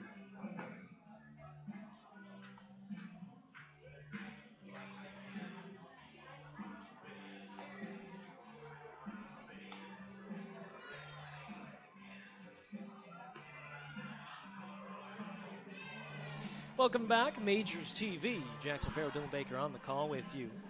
So Brad Grieveson comes back out to a much different game than he exited the previous inning with. It's now a 2-2 ball game. And should be noted, of course, Carlos Arteaga, third baseman for the Majors, who just started that much-needed double play for the Majors. It is his birthday today, so a very happy birthday to Carlos Arteaga. Yes, happy birthday, Carlos. Celebrating his birthday this afternoon, and what better way to do it than with the doubleheader at the ballpark against the reigning champion, 6-time champion, Barrie Baycats. And he's 1 for 1 on the day with a walk as well. Hit by pitch, rather, in the first inning. So it'll be Jaco, Philman, Johnson. 5, 6, 7 coming up for the Majors. Jaco, the catcher, stepping in to lead off this inning. Grieveson quickly into the windup, and Jaco lays down a bunt. It's down, Grieveson going to field it, and he bobbles it, not able to make the plays. So a very sort of heads-up bunt there from the number 5 hitter, Jaco. Places it very, very well next to the pitcher, and Grieveson unable to come up with a play. Boy, you don't expect that from the number 5 hitter usually. You expect that even less when the number 5 hitter is your catcher. And Hayden Jaco caught everybody off guard, including myself, on that bunt there, and it was a beautiful bunt. It was just past the mound. It was far enough off the line that Lacasse couldn't get there too quickly, and he's able to reach base. I don't think they would have had a shot as there's a quick move over to first from Grieveson. Jaco's back with the dive. But yes, it was going to be a close play, and Jaco, who keeps himself in very good shape, caught everybody off guard with a bunt there, and is able to reach base. So Philman coming up now. Swung on, flown into right field. And McGarry Doyle has a play on it, and he'll make the grab. So one away now. Big first out of the inning there for Grieveson, getting the fly out from Adam Philman into right field. It tracked McGarry Doyle towards the line. Looks like he didn't get good contact on that ball, but here's Julian Johnson now with a chance to do some damage. They put Philman between Jaco and Johnson, so Philman obviously having a tougher start than Johnson is to his year, and Johnson can do some damage with one swing of the bat. We'll see if he's able to do something here with one out. Another thing you have to be cautious of is a ground ball. That could be a double play. It could get the Baycats out of the inning. So Grieveson in a much better spot after the one-out flyout. First pitch to Johnson, taken on the inside corner for strike one. Grieveson hasn't been shy about starting these hitters off with a breaking ball. That one just drops in there on Johnson, catches the inside corner. We see some pitchers working in the Majors bullpen. Looks like just some catch for Braden Farrington and Jared Lund. And we'll keep an eye on that for you. And the move to first to no avail, as Jaco not taking too much of a lead there, although be interesting to see. You know, there's been a lot of movement on the bases all day for the Majors. I would say that maybe the catcher doesn't run, but he just laid down a bunt, so you never know. That one driven into left center. Left fielder going back. It is off the wall. That one coming back in now. Rounding third is Jaco. He will get in to score. And Julian Johnson with a one-out RBI double gets the Majors back in front, 3-2. We talked about the damage that Johnson is able to do with the bat, and right there we saw it. He hit that ball hard. He hit it a long way. For a moment, I wondered whether it would go out of the ballpark. It bounced right in front of the Budweiser sign in left field, and it was grabbed by Jake Wilson, the center fielder. So Johnson gets into second base. It's an RBI double, and the Majors are right back in the lead here against the Baycats. Apologize for the delay in the call, folks. There was a pole directly in front of me. I was unable to tell whether that thing was gone or off the wall. Didn't want to butcher the call. It is a 3-2 Majors lead now. Johnson 2 for 2 on the day with an RBI. That one taken low, blocked by the catcher, Plumpton, and it is 1-0 here. Grieveson, despite the fact he has given up 3 runs, has been very efficient. He's pitched 3 1/3. He's only thrown 47 pitches. Number 8 hitter Wilkie playing center field today at the plate. That one fell back, 1-1. Wilkie 0 for 1 in the ball game today. He lined out to the left fielder his first time up. So 1 out, a runner at second in the form of Julian Johnson. And a 1-1 count. Grieveson working here, looking to limit as much damage as he can. Here's the 1-1. Swung on, fouled. This one into the bleachers. I couldn't see it. Did anybody catch that, Jackson? No, that one went right off the seats there. Oh, well, that was disappointing. Wilkie with a bit of a late decision to swing at that pitch, just fought it off into foul territory and into the bleachers. So Grieveson moves ahead in the count now. 1 ball, 2 strikes. 1 away. Keith Candell, the shortstop, on deck. The 1-2. Swung on, driven into left center. That one's going to get down for a base hit.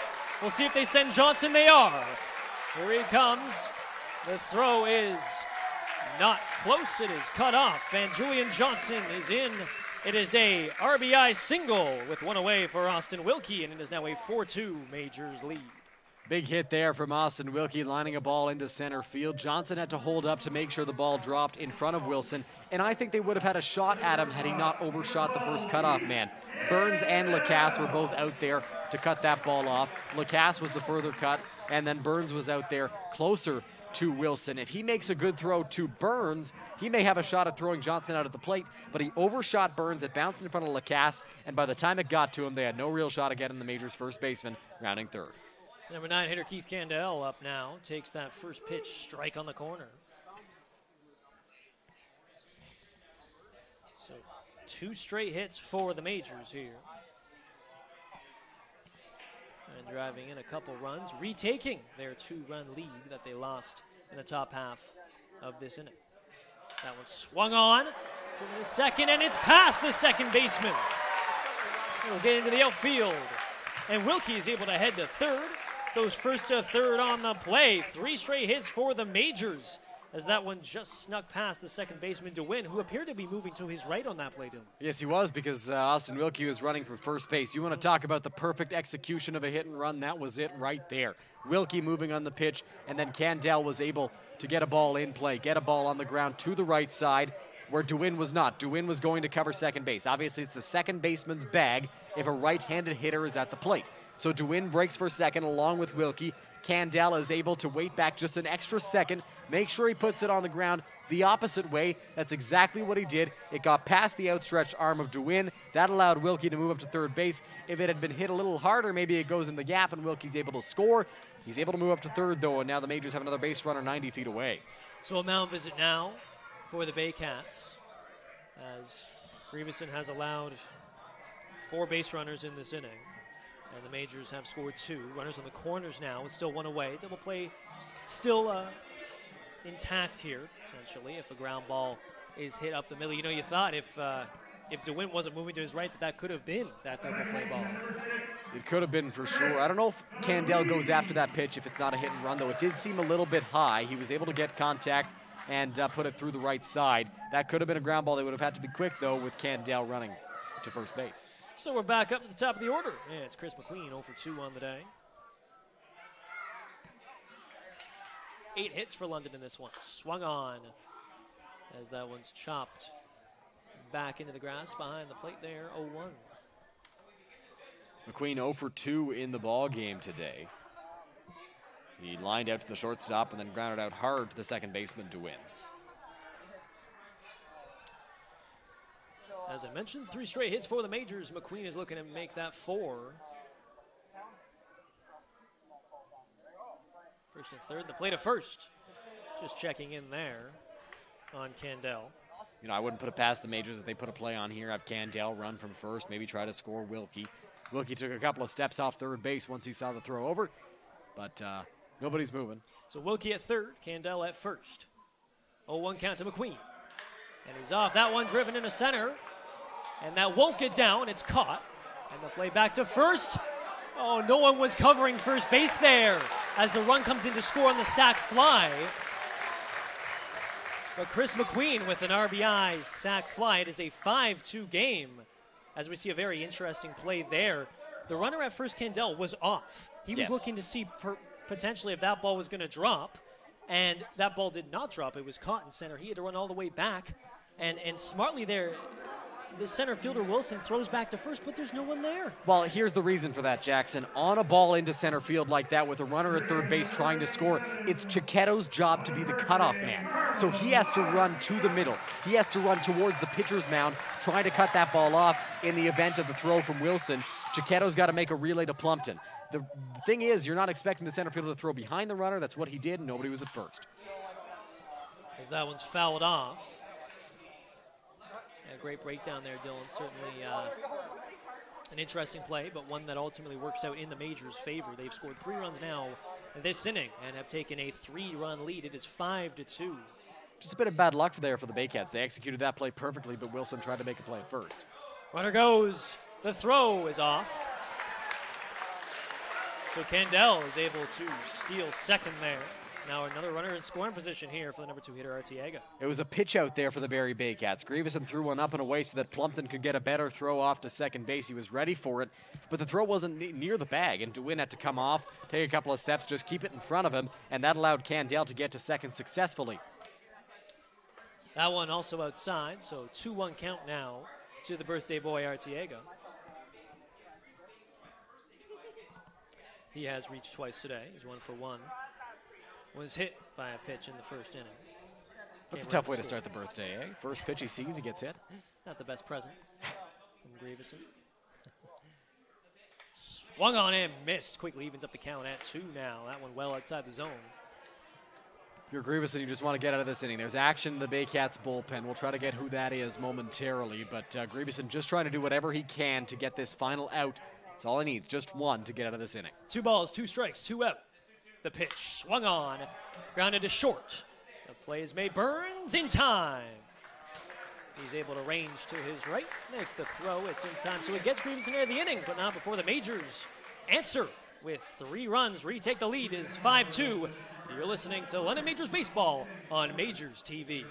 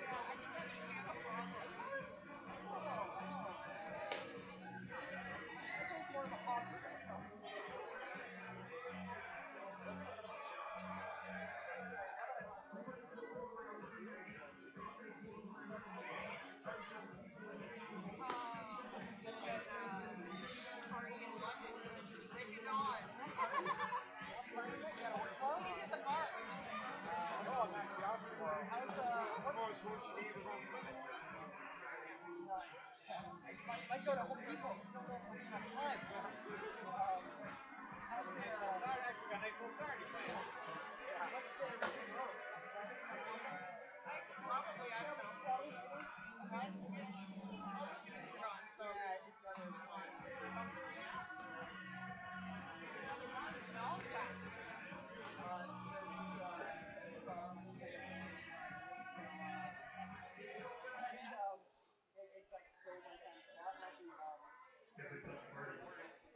Leading off for the Baycats, number 22, Mike Gwynn.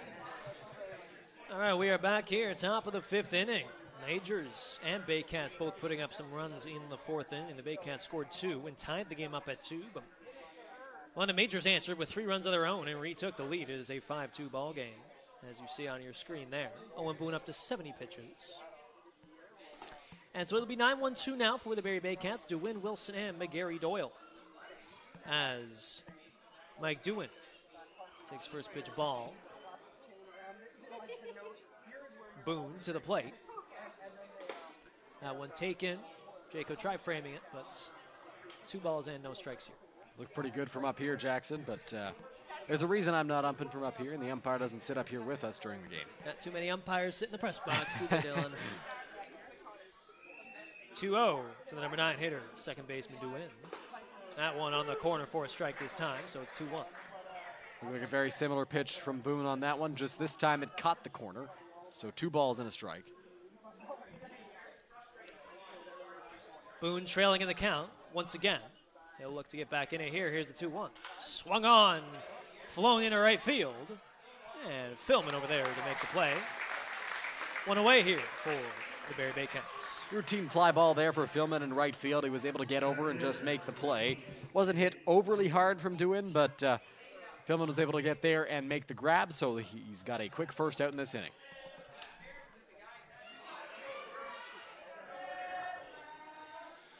So it'll be Jake Wilson, 1 for 2 on the day. He singled back in the 3rd inning, right up the middle. Oh, and that one hits him, first pitch, right on the back there. And no real shot for Wilson to get out of the way of that pitch. It was headed right to his back. He just kind of turned around and knew he was going to take it and got it off the back. So now a runner at first, still 1 away. Double play is intact here as the number 2 hitter, Noel McGarry Doyle, the right fielder, 1 for 2 in the day, steps in. It will be tough to turn on McGarry Doyle, even if he does hit a ground ball. He's a very fast runner, and they've got speed over at first base as well in Wilson. Perhaps you employ the hit and run here. It's just going to say a lot of speed on the bases here. Let's see what Barrie does with it. First pitch, the number 2 hitter, McGarry Doyle. Boone to the plate. That one low and outside, ball 1.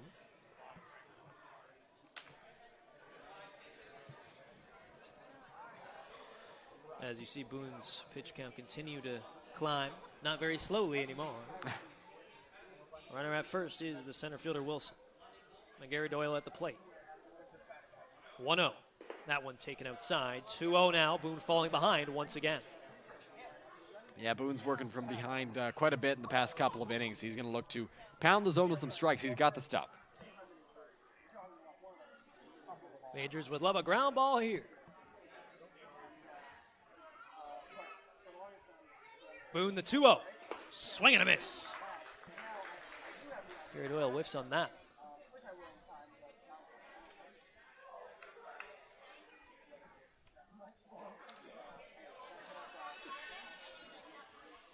So 1 out, 2 balls, 1 strike. Boone working from behind here. The 2-1. Swung on, driven in the left. That'll get down for a base hit. First and second, 1 out here for the Barrie Baycats. The top of this Baycats order, Jackson, has had a lot of success today against Owen Boone. McGarry Doyle now 2 for 3, lining a single. It's been solid contact ever since the first inning. Once these guys came up for their second, their third times at bat, they've had more success at the plate, and that's led to some harder contact and some runs on the board for the Baycats. And we see that with McGarry Doyle, 2 for 3 on the day. Hits in his 3rd and 5th plate appearances.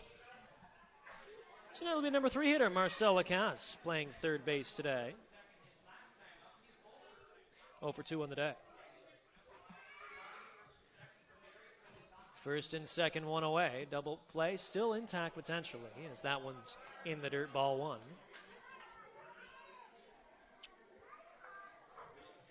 Another pivotal moment in this game, right? We talk about, it's a shorter game. We're now in the 5th inning. Your opportunities are less in a game like this, clearly. You've got the heart of your order coming up if you're Barrie. A base hit here would do wonders. 1 ball, no strikes to the plate. That one taken low. 2 balls, no strikes. Boone once again working from behind here. And another hitter's count for the Baycats. Feel like I've said that a million times in this inning. You know, we talk about it a lot how Boone is now working from behind. He's only thrown a first pitch strike to 45% of the batters he's faced. 2/3 of the time when he throws a first pitch strike, it results in an out. So there are results that are put up once he throws a first pitch strike, but lately he just hasn't had it. 2-0, Boone, swing and a miss. It's back in the count there, 2-1, just like he did against McGarry Doyle. See, it's still a hitter's count, even on 2-1. Boone gets himself a strike, but it's still advantage hitter in this situation. That's not a place you want to be if you're Owen Boone. Lacasse just needs to single here. He can score a run, get a ball on the ground into the outfield, and the Baycats are in business. Majors would love to turn 2 here. It would allow them to escape. The 2-1, that one is outside. So ball 3 now. 3-1 count to the number 3 hitter, Lacasse, with Mike Giacchetto on deck. Looked like a changeup from Boone that just flew away arm side, and it did not quite get the corner. Jaco tried to hold it there to no avail. Ready on the lefty. The 3-1, that one catches the corner for strike 2. Boone painting there, and it is a full count now. So a full count offering from Boone here with 1 out. You got to put it in the strike zone. You want to try to either get a ground ball or a strikeout in this situation. Maybe throw him some soft stuff, see if you get him to roll over on it or catch him off balance and swing and miss. 3 balls, 2 strikes. Runners at first and second, 1 away for the Baycats. They're down by 3. Boone, the 3-2. That one way outside. He will load him here for Mike Giacchetto, the first baseman. Well, he's hitting cleanup for a reason, right, Jackson? Clean up the bases. He's got the first 3 hitters on base for him now with 1 out.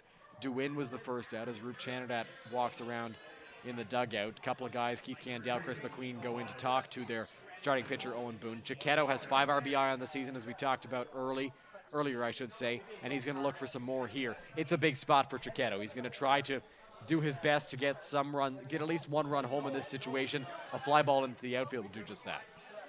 Sac fly certainly available, as is the double play still for the Majors, but Boone working in a bit of a jam here to the cleanup hitter. Not an ideal spot. Up by 3, but that could change very quickly here. First pitch to Giacchetto. That one is taken outside for ball 1. So behind is Boone once again. It is Wilson at third, McGarry Doyle at second, and Lacasse at first. Boone steps off. We saw a quick little mound visit there as Boone needed to regroup a little bit. He takes an extra second. Has the sign, and he's into the windup. The 1-0. Swung on. Flown little broken bat flare. It's caught, and they're able to double him up there. Wow! The London Majors They're able to double him up there on a broken bat. Little flare over to third. They're able to throw him to second. He was off on the play. And the Majors are able to escape a one-out bases-loaded jam with the cleanup hitter on Dylan. Yeah, that was a big spot for the Barrie Baycats, and then Chiquetto just broke his bat, flared one over towards third base. Arteaga made the play, and notice that McGarry Doyle was off the bag. I don't know if McGarry Doyle expected it to drop, expected Carlos for some reason to let it fall, and so he was running towards third base, and that ends up costing the Barrie Baycats. They remain down by 3. We'll be right back with the bottom of the 5th inning. You're listening to London Majors Baseball on Majors TV.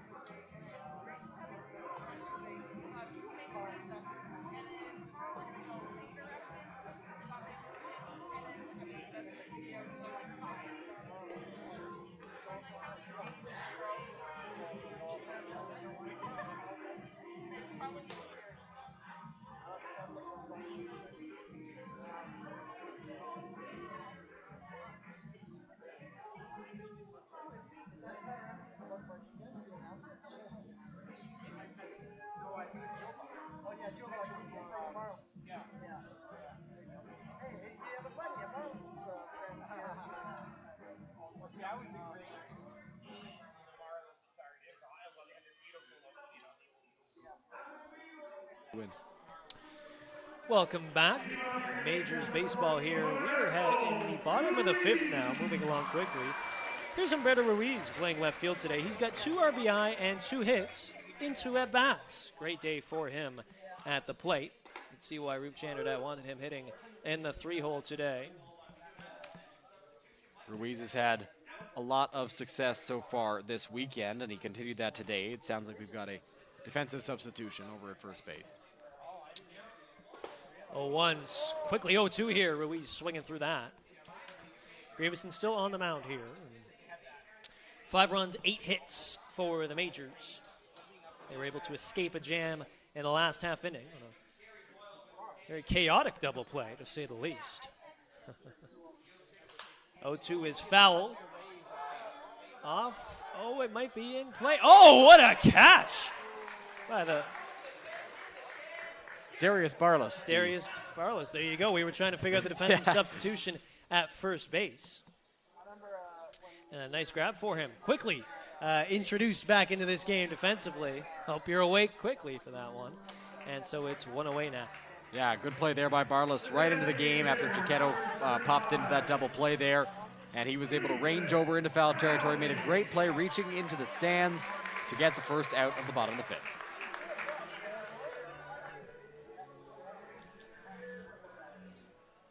So it'll be Cleveland Brownlee up now. That one swung, right back to the pitcher. It's off his glove. To the shortstop, the throw. It is in time. Wow, what a play there by Burns. As that one was off the end of the bat, it appeared. Off the glove of Grieveson. A lucky bounce, you could say, for Carson Burns and the Baycats. Right to Burns. He makes an excellent play there. Ranging right around, he's able to whip that thing right to first. Just in time, Cleveland Brownlee, not a speed threat on the bases at this point in his career. But an excellent job there defensively by Barrie to get a much-needed second out. Very quickly, 2 away here in the bottom of the 5th. Yeah, good play there from Burns off the glove of Grieveson. Brownlee just cued it off the end of the bat, nearly beat it out. It was a close play. You know, ties often go to the runner. I would say that was a tie. It was very tight there, but the Baycats get the call, so 2 quick outs now for Grieveson in the bottom of the 5th. So we'll score that at 1-6-3 as that one is flared down the right field line. Strike 1 is Hayden Jaco is at the dish now. Now he had a nice little bunt that he was able to set down right towards the right side of the pitcher and reach last time up. That set up what was a very successful inning for the Majors when they put up 3 runs. That one taken inside, 1-1 count now. The Majors needed to answer back after they gave up 2 in the top of the 4th inning, and Jaco caught everybody off guard with his bunt single. That set the tone for the Majors. They got on base, they slapped the ball around, and they took a 5-2 lead. Grieveson takes the sign, 1-1. That one Jaco thought about it, but it's catches the corner anyways. 1 ball, 2 strikes. Greaveson working ahead.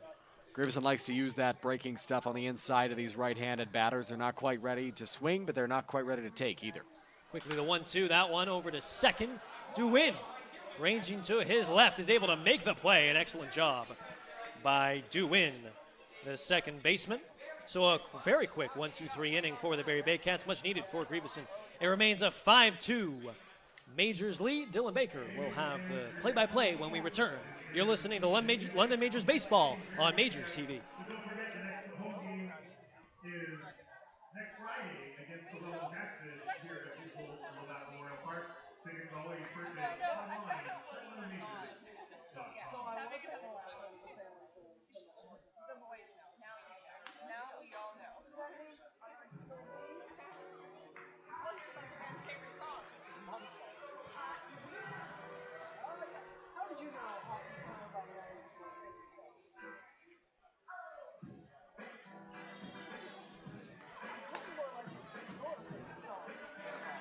My favorite song. The Western really old. Mine.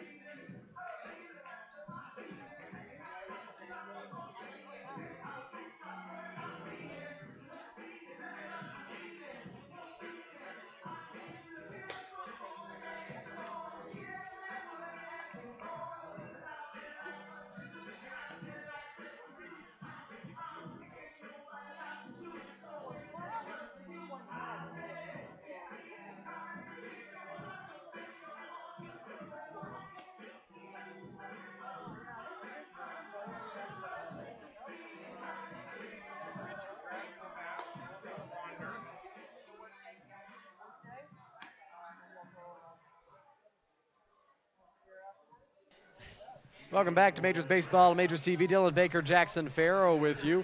It's been a good ball game to this point so far, Jackson. Well, it's been fantastic. A bit of a back and forth affair. Right, we saw the Baycats tie it up in the 4th inning. A lot of hard contact, and then the Majors answered with 3 runs of their own. That was all kicked off by a rather surprising Hayden Jaco bunt to reach, leading things off. But hey, no one's judging, especially when you're taking back the lead. So it's a 5-2 Majors lead. Sometimes it's little things like those that you need to get going. As Boone misses with his first pitch of the 6th inning, that'll be ball 1 to Jake McDonald, who's 1 for 2 in the ball game. McDonald singled his last time up in the 4th inning. Boone into the windup. Here's the 1-0. That's going to miss up and in as well. 2 balls and no strikes from the Majors right-hander. He's given up 7 hits so far through 5 innings. Yeah, not commanding the zone as well as he did earlier on in the game, but still surviving, right? Still getting through it. Got some luck for sure in the last inning to escape the jam. Here's the 2-0 from Boone. That's going to miss as well. 3 balls and no strikes. There is some action in the Majors bullpen. Looks like Jared Lund is throwing, and Mike DeLong has gotten up as well.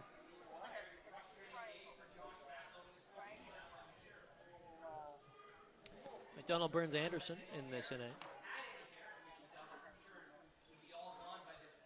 Boone looks into the windup. Here's the 3-0 on its way to McDonald. That's going to miss ball 4, nowhere close on that pitch. So with double barrel action in the bullpen, you wonder when the Majors are going to take Boone out of this ball game. Well, and that wasn't really even a competitive at-bat, to be honest with you. I mean, McDonald just sat there and took. A couple pitches were maybe close, but that last one was way up and in. We've talked about it all day, Dylan. Boone not being able to get that pitch inside for the strike, at least not very much. He's done it a handful of times. But he's going to find something else. He's going to dig deep. Another runner at first here. Double play ball, ground ball perhaps with the shortstop up. Here's the pitch from Boone. Gets a swing and a miss from Burns there. He's 2 for 2 today, so this has been the toughest out for Boone so far. Of course, he almost hit one out his last time up. Boone looks in. Burns ready in the box. He sets out there. And the 0-1 from Boone on its way. Swung on and missed by Burns. Got it inside on him. And he got a swing and a miss. Now he's getting some of those whiffs back, right? Real nice count here for Boone. And yeah, you mentioned that pitch that just about went out last time. And that one was rifled as well. He's had a great day at the plate, 2 for 2 with the double and the single. You know, talking to Mike DeLong yesterday, he's a guy who can get ready very quickly. So if Boone gets into a tough spot, there's a good chance DeLong comes in. On the ground over to first base. Johnson spins, goes to Candell for one. Did he stay on the base? He did not, and they're not going to get an out. Wow. The throw from Julian Johnson took Keith Candell off the bag. He tried to get back with the tag, but not in time, so no outs on the play.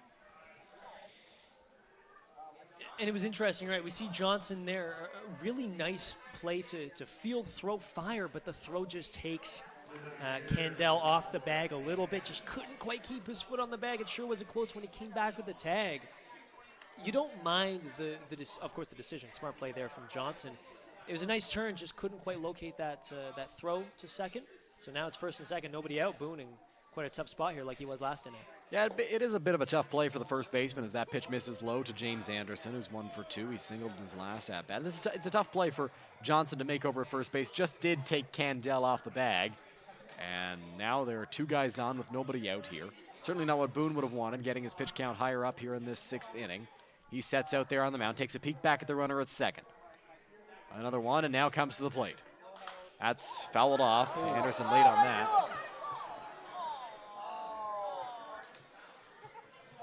Hope everyone's okay over there. Appears to be the case. That one was rifled. That was hit really hard over the right side. So, no, go ahead, Jackson. Well, no, I was just going to say, you still have a situation here, right, with nobody out where you can still get that double play. Right? The missed opportunity there with the fielder's choice to no avail, that's okay. Boone done a good job of controlling games. Let's see what he can do here. That's driven to right field. Philmon moving back on it to the warning track. He makes the catch on the run. Adam Philmon makes a great play moving towards the warning track, and the runners thought that was going to get over him, so nobody moves up. A phenomenal play by Adam Philmon in right field. And you know what? I'll tell you what, Philmon was in a little bit, and he had to range way back to the wall, and he just kept on running, and he just gets the glove out right in front of the wall. He's able to haul it in. That's a fantastic, Philmon, his defense has been heralded his time here with London so far. That was a selling point with him coming to this team this year, and he shows it right there. A center fielder playing right field, and now we know why. Made a great play there. He had a diving catch on Friday night, Jackson, and he's been really good since he's come to the majors defensively. Boone gets set out there on the mound. Here's the pitch. That's in the air, foul territory. It'll get out of play, I should say. Oh, we hear I got it. Couldn't see it there to confirm, but we see a couple gloves out there and some happy faces. Hey, oh yeah, he got it. Cheering. We have our first catch of the game, Dylan, and it was not you. It was not me, no. Somewhat thankfully, I think, for us here in the booth. Yeah, if something got through the screen, that would have been dangerous. Here's the pitch from Boone on the 0-1. That's going to miss outside. Jaco throw behind the runner. It's going to get into right field. He tried to throw, and Johnson wasn't there.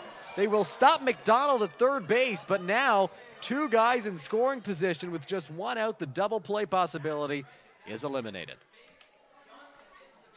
And Jaco, a heads-up play to throw to first to try to pick him off, but he just misses the throw. Johnson not able to dig that one out of the dirt, and it sails past him. So now 2 runners in scoring position here. The Baycats, they have the tying run at the plate, and a really, really great opportunity here. Now the double play is gone for London. I mean, double play last time was really an interesting event, so that could happen again perhaps. But regardless, a sac fly now scores a run potentially. That's a situation, and Barrie really needs some runs here. Again, we talk about 6th inning. You don't have many of these opportunities left. 2 errors this inning, Jackson, for the Majors, who had been spotless defensively, and then Johnson's throw to second, followed by Jaco's throw there. Corners are in. Here's the pitch from Boone to Plumpton. Swung on and fouled off, 1-2.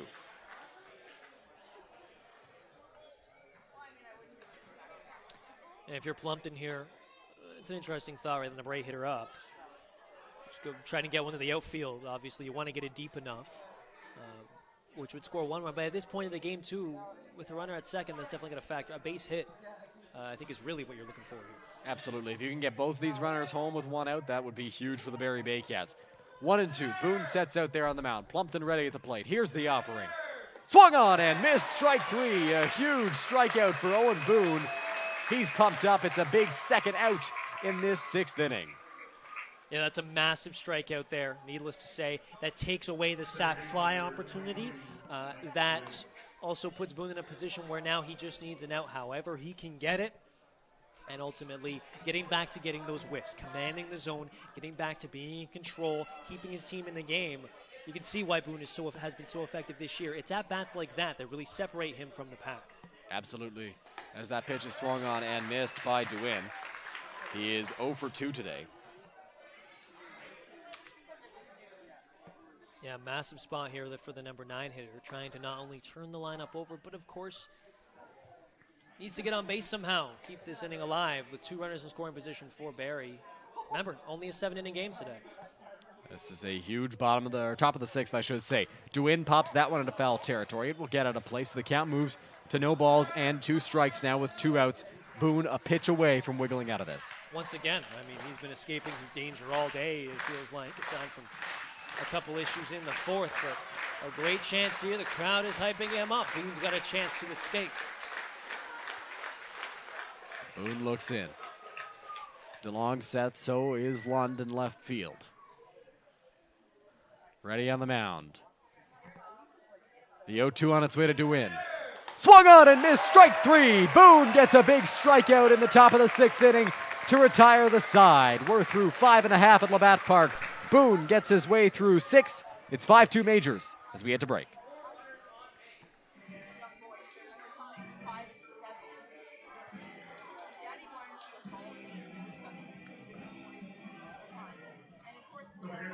Majors.com for all your information on team and players, and MajorsTV.com for all your Majors play. You can always find us on Facebook, Twitter, and Instagram, and lots of other fan groups to keep track of your London Majors.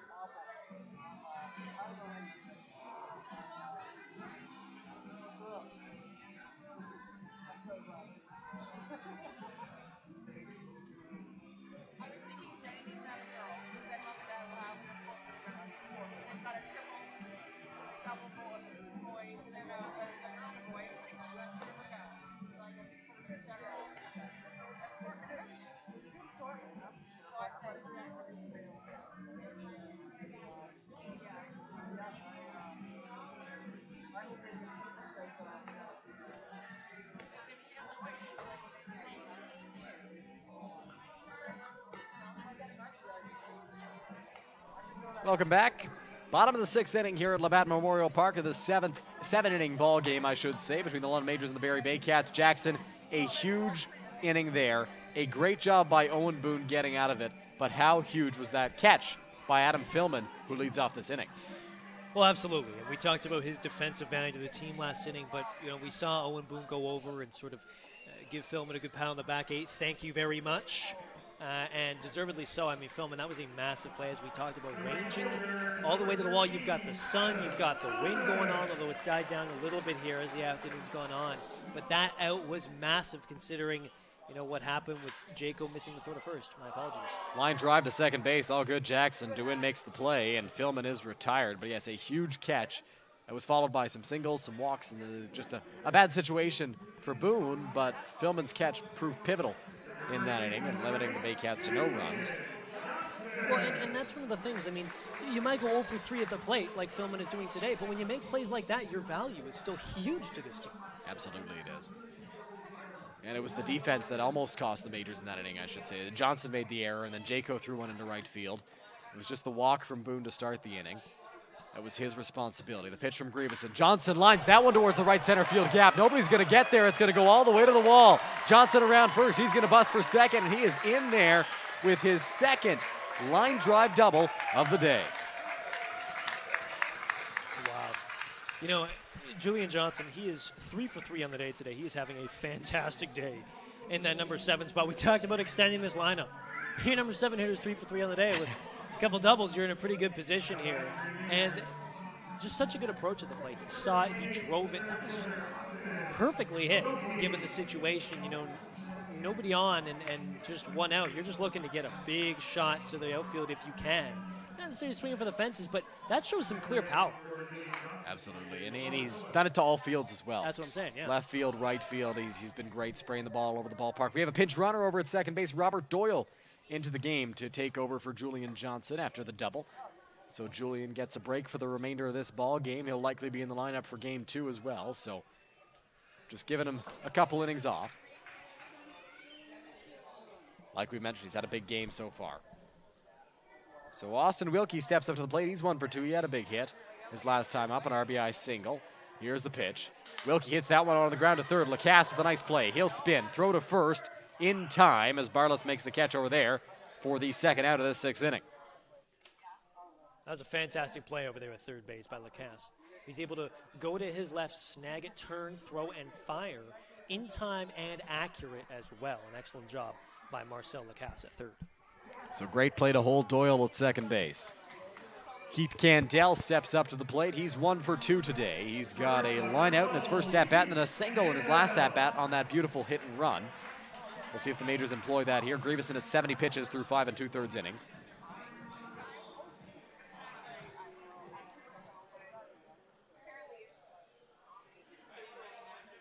Grieveson looks in.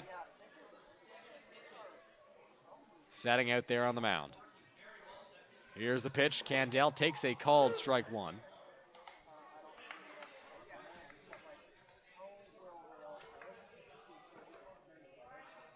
Two out, and a great opportunity here to potentially tack on a run, which would give the Majors a 4-run lead and get them out of the save situation. Grieveson taking a look back at second base. Candell calls time. Setting out there on the mound is Grieveson. Here's the pitch. Candell takes another called strike, so it's 0-2 to him now. He thought that one might have been a little bit low, but no dice. Yeah, quickly 0-2 here. Grieveson working ahead with a runner at second. No balls, 2 strikes. Pitch on its way to Candell. Did he go? No, he did not. He held up on the pitch well outside. It had good movement on it, but Candell just managed to hold his swing. It's 1-2.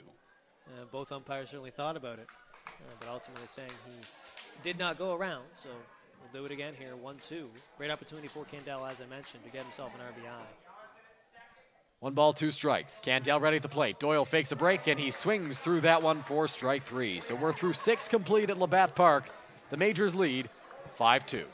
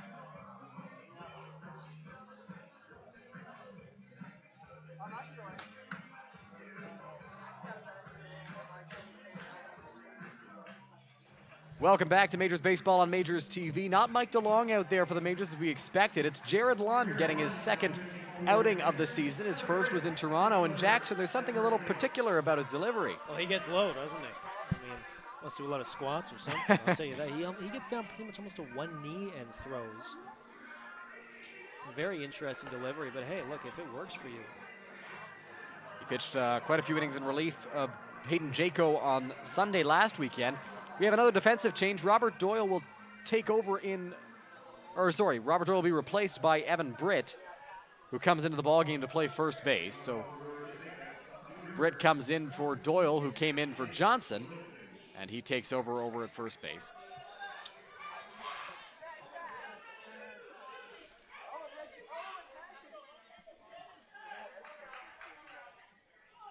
So Lund is ready out there. Here's the pitch. That's going to miss outside and high for ball 1. Lund's first outing at home of the season. Looks like he's working with some pretty solid velo as well. It'll be interesting to see how well he can command the zone. Here's the 1-0 from Lund. That's going to miss high. 2 balls and no strikes. It's the top of the Baycats order. It'll be Wilson, McGarry, Doyle, and Lacasse for Barrie to face the lefty Lund. Last time up, Wilson was hit by a pitch. He's 1 for 2 in the day. The 2-0, that's going to be in there for a called strike. So Lund's got his first strike of his first home outing. Lund, a local boy as well, from the London area. So I'm sure this is a big moment. Maybe he's got some family and friends in the crowd as well. A little extra special for sure. 2 balls, 1 strike. The pitch from Lund on its way. That's going to miss outside. 3-1 now. A reminder, this game is 7 innings. This is the last inning of the ball game. So Lund going to look to close this one out. It's a save situation for the Majors. Here's the pitch from Lund. That's going to get the outside corner. Now, one of the reasons we were not seeing DeLong is Wilson's a lefty, McGarry Doyle's a lefty, Lacasse is a lefty, Barlas, who came in for Chiquetto, is a lefty. So 4 straight lefties. Matchups favor Lund over DeLong in this situation. On the ground towards first. Britt fields it in fair territory. He will touch the bag for the first out of this top of the 7th inning. Score that unassisted 3 and a good start for Lund here. As you mentioned, a local boy. He's able to get the first out. Must feel extra good in a safe situation. Allows him to settle in as well, right, Jackson? I'm sure the nerves are there, the adrenaline of pitching at home for the first time, likely in front of some family and friends. So it's a big moment for him, I'm sure, and that out allows him to settle in a little bit. And I think this is exactly what he dreamed of, right? Getting a safe situation against the defending champs at home. Beautiful afternoon. Doesn't get better than that. Absolutely. That pitch misses high to Noel McGarry Doyle from Lund. Up and away.